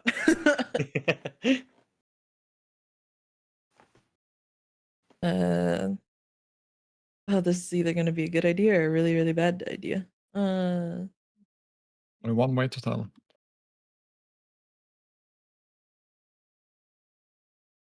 Yeah, I put my head up. Okay. I walk over to the door and I knock once. Okay. As you put your hood up and you approach the door, feeling a little nervous, a little anxious about how this could go, you reach out and you knock on the door, and as soon as you knock on the door, you can sense the presence on the other side quickly shift their attention to the door. The door opens.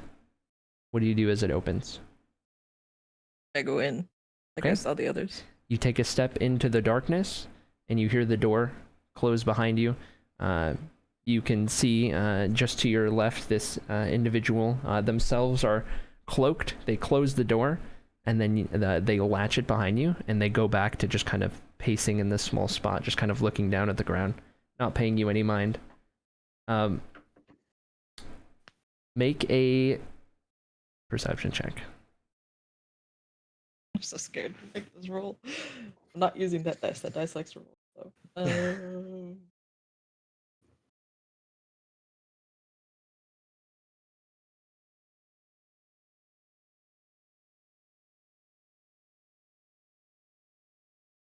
22.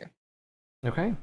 So as you enter, your eyes take a second to kind of adjust to the very low level of light in this kind of really short corridor with a couple of doorways that kind of go off in either direction. Do you walk a little further in? Yeah. Okay. As you begin to walk down this short corridor and you kind of peer into some of the rooms, you are greeted by the sight of, in this first room to your right, what appears to be a scattered amount of individuals who, at this point, any of them who were robed or cloaked or everything, nobody's got cloaks on at any point in here. Anyone who is trying to like hide their identity to enter.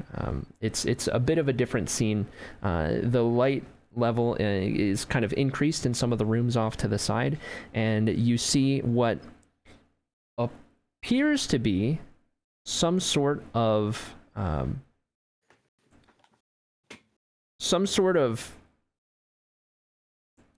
perhaps exotic dancer or escort like figure that is I did find the drug house. that is kind of that is walking around to some of the individuals and just kind of stopping and saying a couple words and going throughout. You peer into the next room and you can see another similar situation. This time there is an individual who is a male individual who is very much into doing a very revealing dance to a crowd of onlookers in the other room. You continue down and you look off to the right and you can see a lot of the same thing. It's a lot of this like warmly lit, what appears to be some kind of almost brothel-esque environment. There it is. At seeing all of this and kind of realizing what kind of place you have walked into, that is where we will end the episode for today.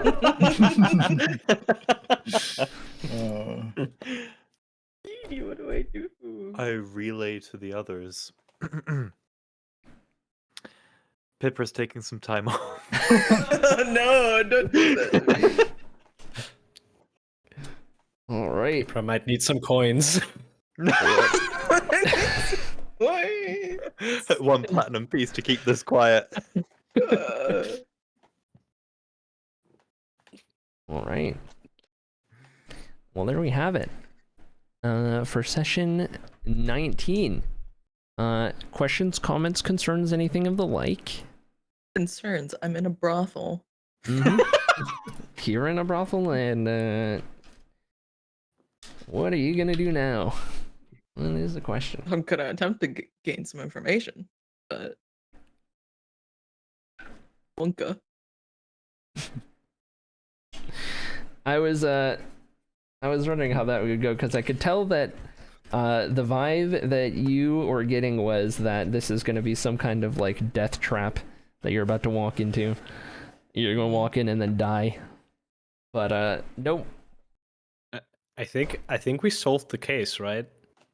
So people just go in there and never come back out because they just enjoy it too much. Fair. Yeah. It's a skooma den. You go in there, the screen wobbles for a bit, and then you wake up halfway across the map. Mm-hmm. Yeah. So, did you have this area already planned, or did you make it up as we were searching? Oh, this area's been a planned area.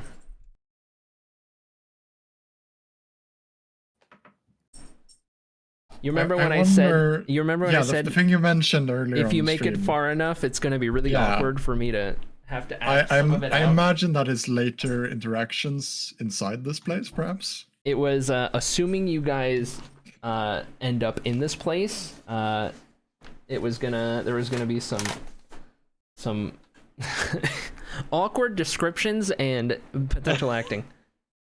Amazing. Can't wait Oh for boy, I'm gonna have fun when we come back. Oh, I just get Cody to be in character. Can't wait for next session. That ought to be something. I gotta figure out what I'm gonna title that session.